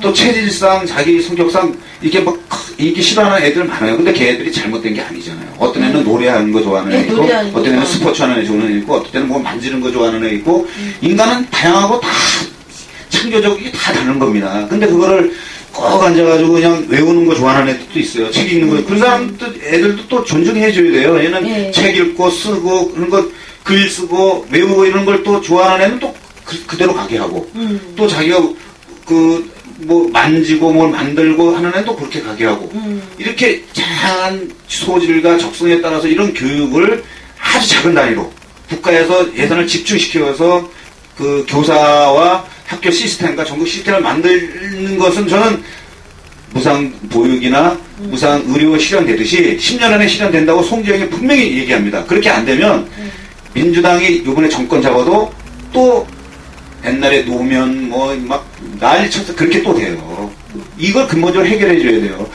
내 정권만 잡아서 인기 높으니까 내가 한나라당 물리고 정권만 잡아 그게 아닙니다. 지금 먹고 사는 문제, 비정규직 문제 어떻게 해결할 것인지, 그 재정을 어떻게 마련해서 해결할 것인지, 사교육비 없애면서 아이들 부모들이 가진 우리 아이 대학 문제 평생 그 행복하게 그래도 최소 자기 인간답게 살 수 있는 틀을 국가에서 어떻게 만들어줄지를 새 정권이 마련해주지 않고서는요. 암만 정권 잡고 한나라당 이후 정권 잡아도 욕 먹고 개판됩니다. 그거 분명히 아셔야 돼요. 제가 100% 확인하면서 말씀드리는 겁니다. 해결해줘야 돼요. 그런 자신 없으면 정권 잡을 생각하지 마세요. 지지율이 많다고 해서 막 무시하고 기고만장하고 진보진영 다 무시하고 자기들이 마치 뭐 대단한 것처럼 그런 능력도 없으면서 그 대안을 내면서 정권 잡을 생각을 하시라는 얘기를 분명히 드립니다. 지금 이런 얘기 조금 전에 다 얘기 나왔는데 나중에 들어오셔서 막 물어보시고 막 얘기하시는데요. 국가에서 화수분 가지고 있나요? 예. 너나 잘해라님. 어차피 배분의 문제고 효율의 문제일 수밖에 없는데 그렇게 뜬구름 잡는 식으로 이상적인 것을 안 바라면 뭐 이렇게 올라오셨고 반야특님은 대한민국에 수천만의 노동자, 설 농민이 있는데 왜 4.9 지지율일까에 고민을 하시나요? 지금 우리가 아까 다 얘기했었던 거 아닌가요? 그 화수분, 녹스를 해봤니? 오늘 왜 이러죠? 이렇게 질문들이 남발하죠? 저 질문했는데 제 질문 넘어갔군요. 네, 다시 써주세요. 이거 지금 채점 막 올라가잖아요. 아까 노동 문제에 대해서 다 이야기를 했고, 노동 문제를 어떻게 풀 것이고, 그리고 지지율 높이는 문제에 대해서도 지금의 지지율 높이는 방법은 후보들 개인으로는 거의 하는 게 없습니다. 그 문제를 지금 여기다 얘기를 하셔도 지금 뭐 명언 돌리고 당 홍보하고 이러는 것밖에 없어요. 근데 근본적으로 젊은 층에서는 아까 무발투표 뭐 젊은 층 얘기 지지 이야기 나왔는데 정말 아시는 분은 지금 다 아십니다. SNS가 너무너무 잘 몰라서 그런 거죠. 관련돼 있어서 지금 그런 거를 홍보를 안 해주는 거예요. 언론에서 홍보를 안 해주는 거예요. 벌써 20, 30대에서는 통합진보당 이 지지율이 엄청 높음을 알려주지 않는 겁니다. 그리고 또 그 뜬구름 같은 소리를 제가 말씀드리면 뜬구름이 아니었다. 옛날에 10년 전에 무상보육, 우리가 민노당이 무상보육 얘기하고, 무상의료 얘기하고, 무상교육 얘기하고 했을 때, 빨갱이들이고 뜬구름 과격하다고 그랬는데, 지금 보세요. 무상보육 다 됐죠? 네? 아니, 급식 됐죠? 무상보육 다 됐죠?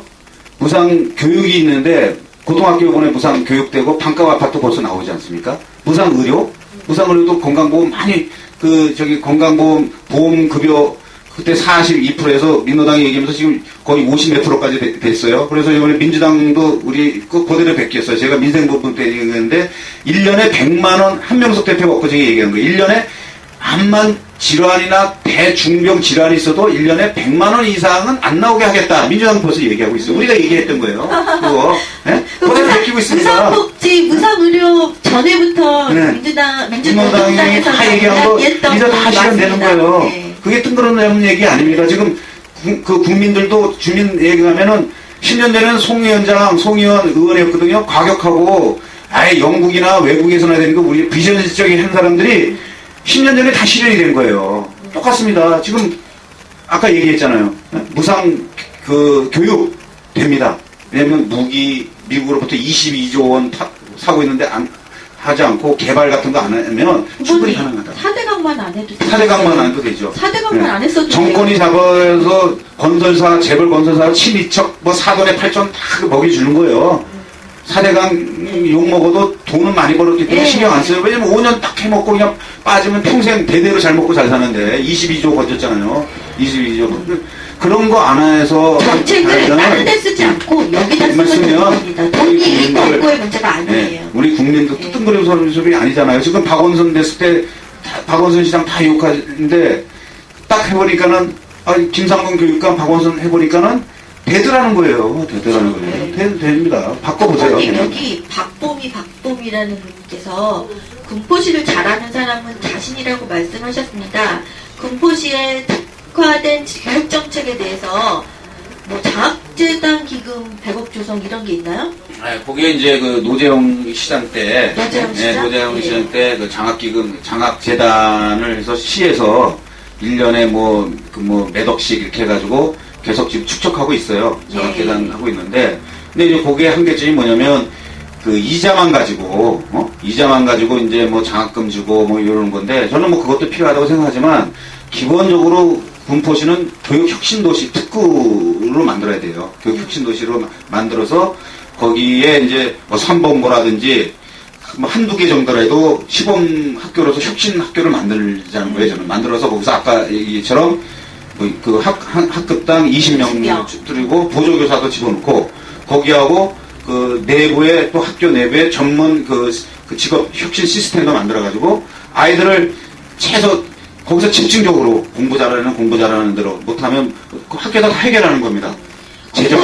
공부에 잘하고 또 흥미도 있는 아이들이 있을 테니까 공부를 하고 학자화되고 내가 정말 대학을 가서 뭘 공부를 하고 싶은 사람들은 거기에 가게 해주고 내가 만약에 고양이라든지 아니면 개를 너무너무 좋아해서 만지는 걸 좋아한다 그러면 그쪽에 관한 특성을 키워주고 내가 머리 꾸미고 화장하고 이러는 거에 좋아하는 그런 친구는 그런 걸 키워주고 그런 거에 대한 선생님이 전문적인 선생님을 붙여주고 이런 얘기시죠? 그래서 그거를 학교 단위와 지역사회와 국가에서 법을 만들어줘야 돼요. 국가에서 법이 만들어지고 지원을 해줘서 사대강 같은 데 돈을 쓰지 않고 이런 데로 쓰면 된다. 하면 사교육이 없어지고 아이들이 생활이 공부 못해도 인간답게 살 수 있다고 해결되면 그런 사회가 와야지 정권 교체가 의미가 있는 거 아닌가요? 그렇죠. 정권 교체를 해서 어떤 사람 국회의원 해주고 이러기 위해서 정권 교체하고 그러는 건가요? 우리가 중요한 게 여기 있거든요.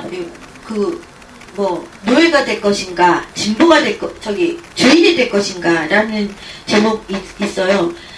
너무너무 좋은 게 뭐냐면, 선거 때만 되면 주인 대접을 받지만, 선거가 딱 끝나고 나면 갑자기 유권자들이 노예가 되어서 맨날, 이거 해주세요, 저거 해주세요, 그러면, 이렇게 귀 막고 입 닫아버리는 거죠. 우리가 이때는 주인 대접을 받을 때 우리가 얘기를 해야 되는 겁니다. 또 아까 보니까 칼 이스마님이 4대 강이 22조, 무기가 14조, 지류 정비가 22조 이렇게 올라오셨고요. 우리나라 국방비 올해 32조 정도인데 군대 해산하면 되겠네요. 더나 잘해라님. 그러니까 통일 문제 또 이야기를 하신 거죠. 그러니까 군대를 해산하자는 게 아니고요. 지금 그 임기 말에 들어서서 1년 사이에 미국으로부터 막 가다가 떨어지는 비행기, 미국에서는 오래전에 폐기된 무슨 이런 거를 막 들여오고 있어요, 지금.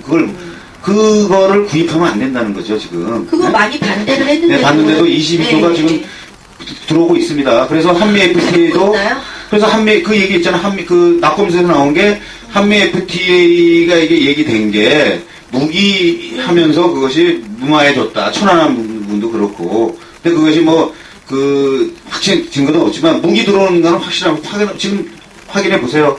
국방비를, 어디에 많이 들어가는지, 미국으로부터 전쟁을 고조시켜가지고 무기 들어오는 부분이기 때문에, 한반도에 평화적인 체제를 만들고, 그러면 무기 구입할 필요가 없잖아요. 정치가 충분히 할 수 있는 거 아닌가요, 그거? 우리가 뜬구름 같은 소리 아닙니다. 북한과 우리가 전쟁하지 말고, 평양과 남쪽을 서로 왔다 갔다 이렇게 하면서, 왔다 갔다 하면 지금 간첩이지만, 평양도 여기 와서 같이 놀고, 이렇게 하는 걸 만드는 거, 그게 꿈이 아닙니다. 다른 나라 국민들은 현명해서 그렇게 하고, 우리나라 국민들은 병신들에서 매일 의식이 이걸 전쟁하고 싸우나요? 아닙니다. 우리나라 국민도 한국 민족도 충분히, 체제는 다르지만 평화롭게 할 수 있는 체제를 만들 능력이 있으니까, 그렇게 만들면, 무기 구입할 쓸데없이 22조 구입할 필요가 없지 않느냐. 그 돈으로 복지하자는 얘기인데, 그게 왜 뜬구름 같은 소리입니까, 그게. 정치가가 해야 되죠. 그거 뜬구름이 아니라, 다른 얘기의 뜬구름이었고요. 우리 찌찌거리네. 이거 봐. 잠깐만요. 예. 진행자는 유권자편이니까, 후보자편이니까, 촛불 뜨신 뜻이 뭡니까? 저에 대해서 아직 잘 모르시는군요. 박봄님, 저는 2008년도부터 노트북 하나 들고 KBS 지키겠다고 노트북 하나 들고 나와서 아프리카 방송을 했던 사람입니다. 그리고 점점 이 방송이 이거 힘든 거예요. 지금 이렇게 제가 이렇게 요런 데서 방송을 하는 거 이걸 하루아침에 되셨다고 생각하지 마십시오. 이거는 현장 방송에서 이 현장을 보여드린다는 건 언론이 죽었기 때문에 제가 나가서 좀 조금이나마 현장을 보여드리고자 노동 문제, 4대강 쪽, 그리고 한미 FTA까지 비롯해서 지금은 이제 총선 방송, 그리고 저번에도 총선 방송, 6.2 지방선거 제가 다 따라다녔습니다. 근데 현장 방송도 중요하지만 이렇게 후보님들하고의 만남의 자리 이런 게 없기 때문에 이런 방송을 시작을 한 것이고요. 조금만나마 이런 자리를 마련했던 겁니다. 마음에 안 드시고 그러시고 원하시는 게 많다 하시더라도 이거를 한꺼번에 이렇게 할 수 있는 그런 것이 아닌데 여기 토크쇼예요. 토크쇼. 예.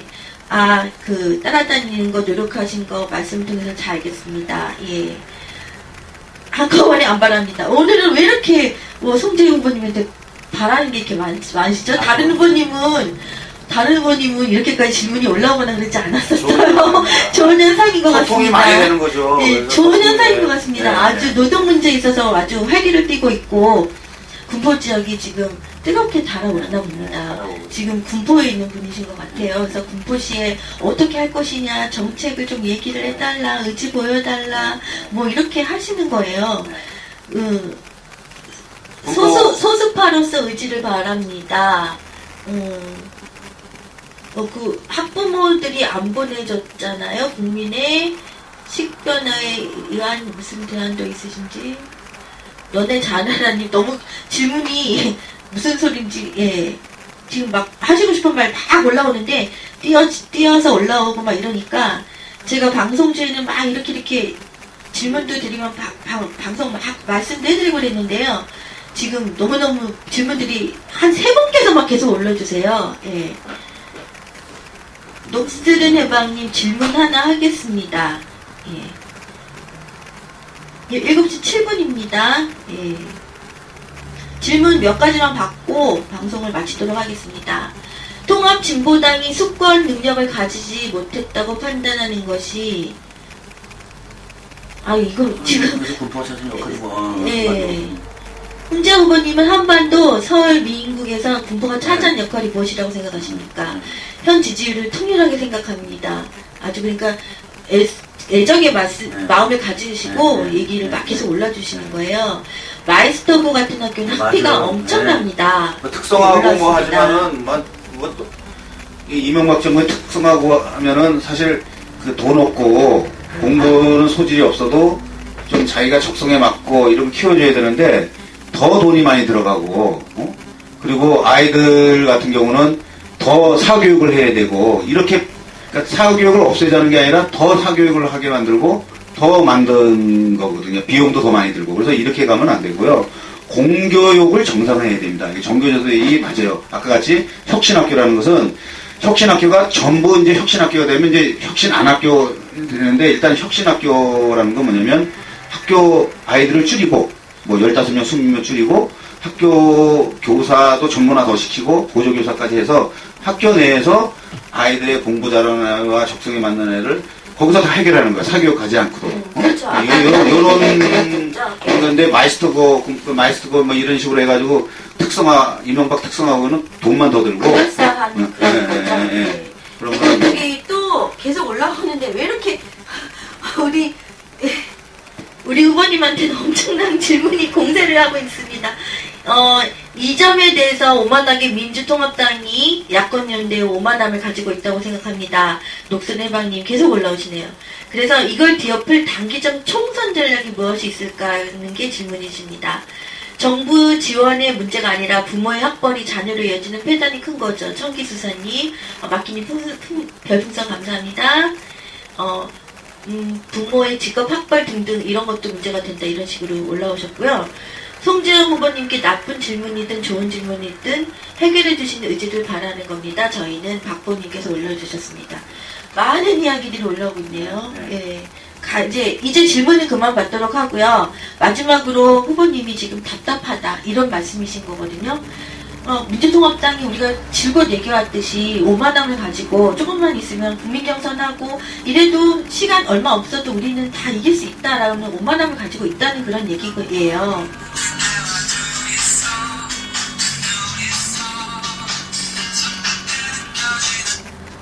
그래서 지역적 삶의 궤적이 그걸 이미 증명하고도 남습니다. 녹슨 해방님께서 다른 분한테 그런 말씀을 또 해주시고 계시네요. 그러니까 이렇게 답답하다. 어떻게 우리가 이길 수 있느냐, 좀 바꿀 수 있느냐 이런 그런 질문이죠. 그걸 보여달라 이런 말씀이신 것 같습니다. 간단하게. 고맙습니다. 오늘 더 시간이 많으면 많은 말씀 드려야 되는데 일단 통합진보당은 이제 막 만들어졌기 때문에 조급해하지 않습니다. 왜냐하면 아까도 얘기했지만 우리 국민들이나 서민들의 실제적인 무상급식이라든지 의료라든지 보건이라든지 먹고 사는 문제 이런 교육의 문제를 해결해 주는 정치 세력으로서 얼마나 의지를 가지고 단단히 갈 것인가 뚝심을 가지고 갈 것입니다. 그러면 10년 전에 민노당이 해서 지금 실현됐듯이 저는 기고만장하고 민주당이 우리 당하고 지지율이 혼합되어 있기 때문에 좀 많이 나오는 것도 자기 것처럼 이렇게 하는데 그럼에도 불구하고 우리를 다 죽으라 그런다든지 170명을 다 죽어라 니네들이 다 먹겠다 이런 식으로 야권연대 나오는 순간 야권연대는 없습니다. 170명을 설득할 수가 없어요. 우리 국민들한테 호소할 겁니다. 아빠하고 아들하고 팔씨름할 때 손목 잡아줘야 되는 게 평등한 겁니까? 1대1이니까 같이 하는 게 평등한 겁니까? 팔목 잡아달라는 거예요. 우리는 경선을 하더라도 손목 잡아주는 경선을 하자. 그게 공정한 거 아닙니까? 그런데 같이 지지율이 높다 그래가지고 똑같이 이렇게 해가지고 우리 다 죽으라 그러면 선거연대 안 되는 거고 국민들은 그거 이해해 줄 겁니다. 이해해 줬기 때문에 그때 민주당이 도로민주당이 된 것에 대해서 통합진보당과 국민들이 함께 강하게 비판해 나간다면은 그거에 대한 책임은 민주당이 다 질 것이고 그거에 대해서 통합진보당이 분명히 국민들의 지지를 받을 수 있을 것이라고 확신합니다. 많이 관심을 가져주세요. 고맙습니다. 총장 후보님한테 많은 지지를 부탁드리고요. 청기 수사님이 말씀하신 거 말씀드릴게요. 성공회 대학원 정치경제학 석사 재학 중이십니다. 예, 성공회 대학원에 지금 다니시고 있으시네요. 예. 그리고 아까 마이스터 고등학교가 돈이 많이 든다는데 또 다른 분은 또 다른 말씀을 또 올리고 있어요. 돈 안 드는데 뭐 이러면서 검색해보니까 돈 안 든다. 네, 돈이 많이 드는 거죠. 예. 그게 전액 무료라고 하면서 다른 식으로 돈을 받는 거죠. 예, 좀 검색을 하셨어도 좀 잘 알아주시기 바랍니다.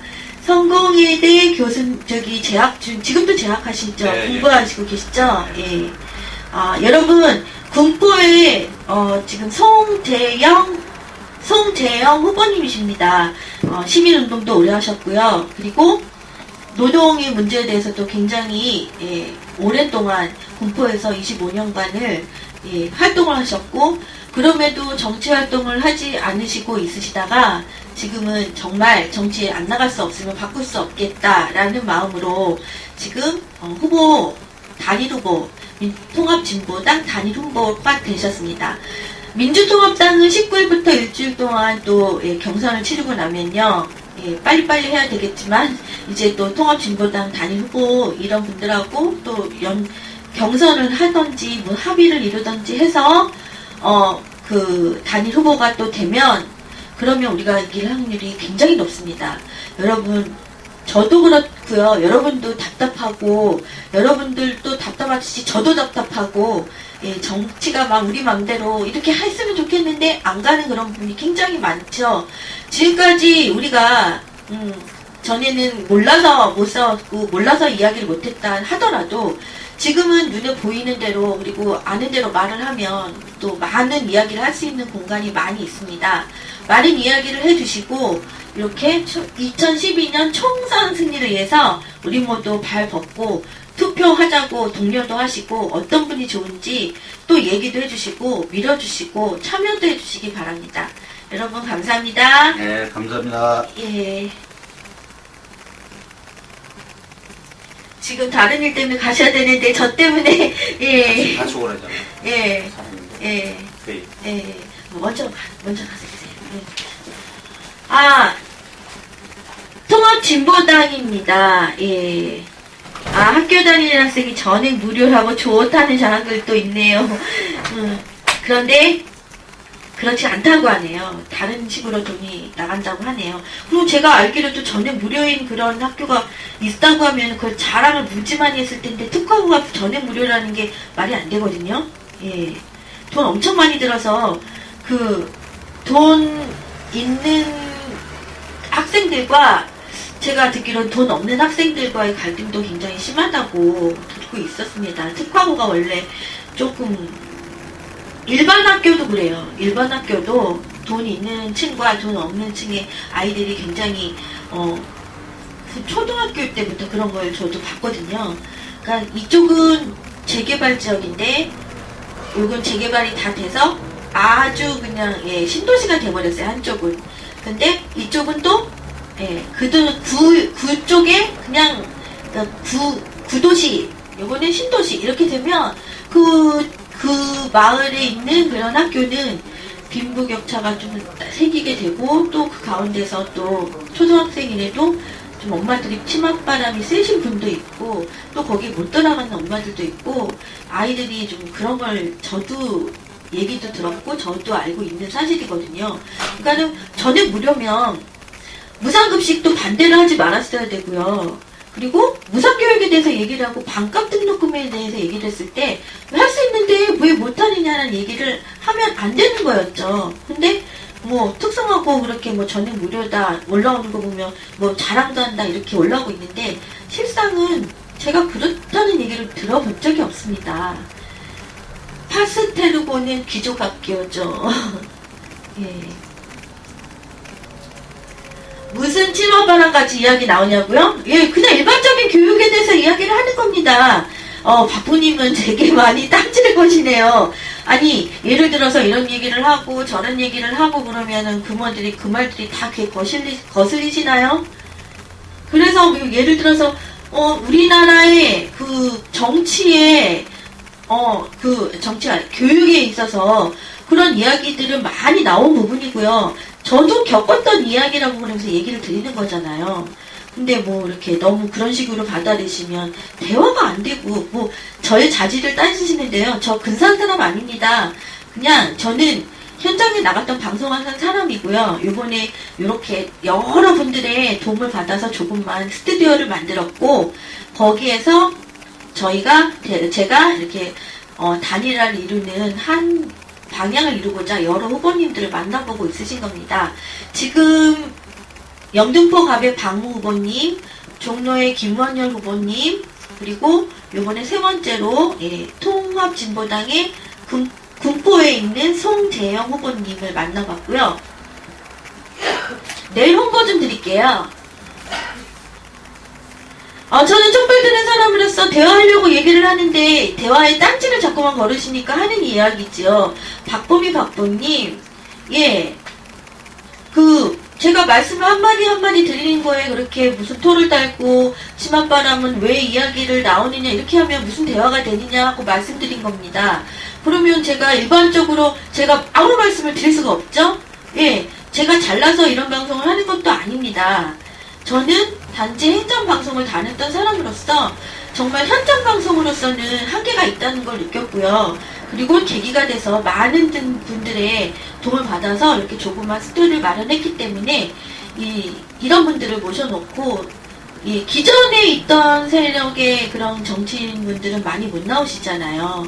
예, 그렇지만 저는 이렇게 정말 현장에서 많이 뵀던 분들을 많이 모셔다가 이야기를 나누고 있는 겁니다. 감사합니다, 여러분. 예. 내일 홍보 좀 드리겠습니다. 내일은요, 4시에 경향신문 2층 갤러리에서 토론회가 있습니다. 어떻게 하면 통합진보당과 민주통합당의 선거에 관한 어떻게 참 잘할 것인가라는 토론회를 4시에 생방을 해드리고요. 9시 30분에 중구의 민주통합당 김택수 후보님이 나오십니다. 내일은 민주통합당의 중구 김택수 후보님은 제가 섭외를 좀 했더니 굉장히 적극적으로 응하셨고요. 그쪽에서는 노정열 개그맨님까지 섭외를 하시고 또 다른 후보님까지 또 같이 오신다고 하십니다. 굉장히 적극적인 그 의사 표현을 하셨고 제 방송 중에서 굉장히 적극적으로 나서신 분이십니다. 예, 다른 분들도 물론 적극적이시고 제가 말씀하시자마자 막 나오시는 분이시긴 하신데요. 내일은 개그맨 노정멸님과 함께 김택수 후보, 민주통합당의 중구 후보 김택수 후보님하고 내일은 이런저런 토크쇼를 열어보도록 하겠습니다. 여러분, 오늘은 어쩌다 보니까 토크쇼 그냥 편안하게 얘기하는 것들이 아닌 후보님한테 막 질문들이 막 쏟아져 나와서 특히 노동 문제에 대해서 나오기 시작하니까 뭐 군포 문제에 관심을 가지신 군포 지역민들도 많이 들어오셨나봐요. 막 질문들이 올라왔습니다. 감사를 드리고요. 어쨌든 저는 이런 이야기들이 막 쏟아져 나오는 것들이 되게 고무적이라고 생각을 하고요. 그만큼 많은 관심을 가지시고 열의를 가지시기 때문에 이렇게 이야기를 하시는 거라고 봅니다. 다만 제가 이렇게 그 현장에서 이렇게 댓글을 보고 후보님하고 대화를 하다가 댓글을 일일이 볼 수가 없는 부분이 있어서 미흡하게 여러분들의 그 질문이나 이런 걸 놓쳤다고 하시면 할 말은 없는데요. 좀 이해를 부탁드리고요. 내일은 4시에 생방과 함께 현장방송과 함께 9시 30분에 김택수 후보님과 함께 노정열 개그맨님과 함께 또 다른 후보분이 한 분이 더 오신다는데요. 검찰개혁에 관한 이야기를 하시러 또 나오신다고 하십니다. 그래서 내일은 또 저뿐만이 아니라 뭐 전문적인 정말 개그맨님이 또 저는 노정열님 굉장히 좋아하거든요. 현장에서도 나오셔서 굉장히 말씀도 통쾌하게 하시고 사람도 굉장히 좋으세요. 어떻게 좋으시냐면 뭐 오셔서 제가 막 방송을 하고 있는데 옛날에 그 사회를 보시다가 저한테 내려오셔서 정말 수고하신다고 손까지 잡아주시더라고요. 근데 그런 분들이 솔직히 많이 없어요.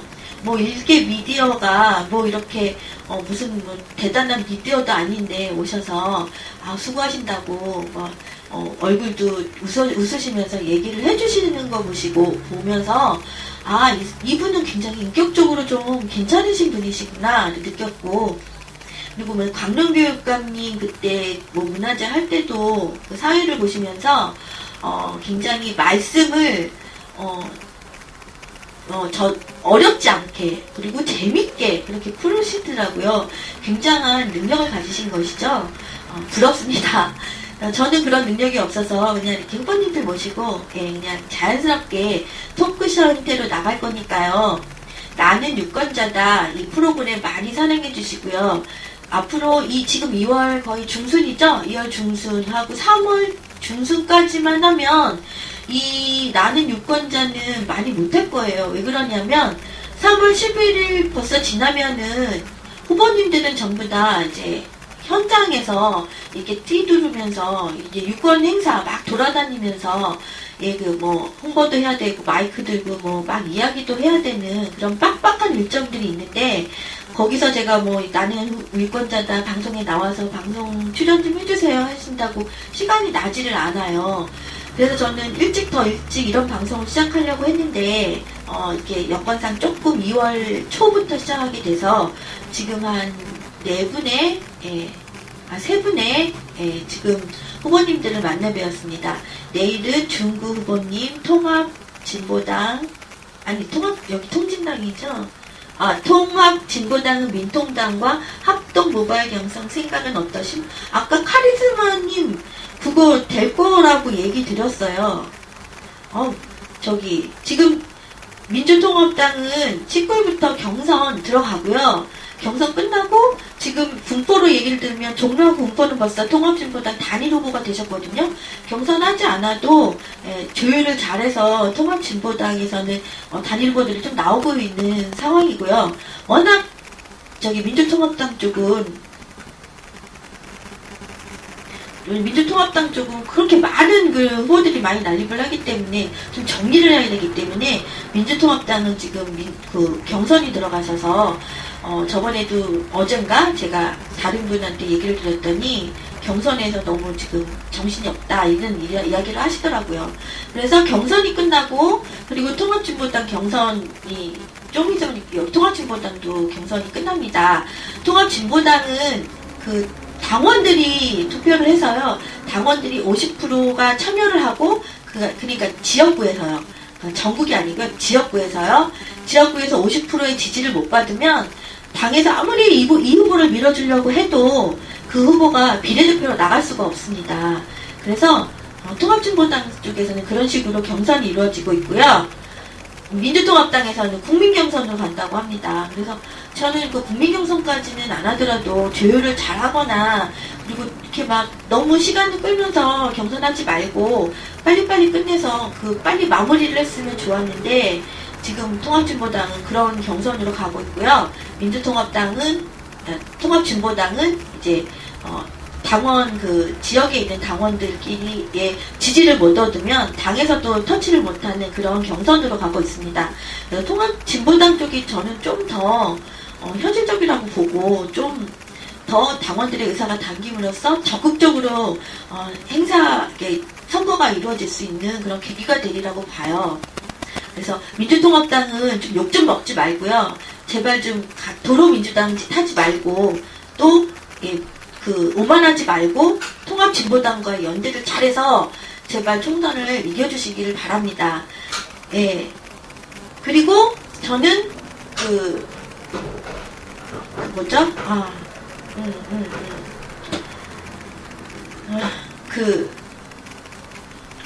통합진보당과 민주통합당의 단일 후보가 있으시면 그분들을 많이 따라다니도록 하겠습니다. 저도 3월 중순부터는 현장 방송을 따라다닙니다. 그 전에는 나는 유권자다라는 이 방송을 계속 쉴 틈이 없이 지금 잡아놓고 있으니까요. 많이 시청을 바랍니다. 요새 아프리카 시청자들이 좀 많이 줄었습니다. 현장 방송을 해도 많은 분들이 관심을 안 가지는 게 국민통합당 모바일 경선이 끝나고 나서 굉장히 많이 좀 그런 경향이 일어났어요. 근데 지금 조금 있으면 총선이니까 제발 좀 우리 모두 관심 좀 가져주시고요. 하나로 모아주시기 바랍니다. 여러분 감사드립니다. 예, 저는 또 이제 또 다른 쪽으로 가서 하나로 되는 그쪽에 대해서 또 좀 제가 좀 관여를 하고 상황을 보고 또 방송에서 또 이야기를 해드리도록 하겠습니다. 예, 나는 전바다님 매니저로서 감사드리고요. 앞으로도 열정 잃지 마시고 힘내세요. 너나 잘해라니 고맙습니다.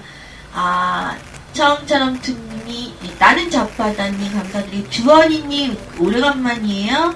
꿈꾸는 뭉치님 안녕하세요. 정도님 감사합니다. 마끼님 별풍선 감사합니다. 정도님, 마끼님, 현서짱은 좋아요. 미소악마님, 너나자리라님, 5679님, 성당동따버님, 다크님, 칼이스마님, 예, 감사합니다. 마끼님 또 감사드립니다. 내일 또 4시 생방과 여러분 9시 30분에 노정열 개그맨님도 나오는 김택수님 중구 방송 많이 시청해 주시기 바랍니다.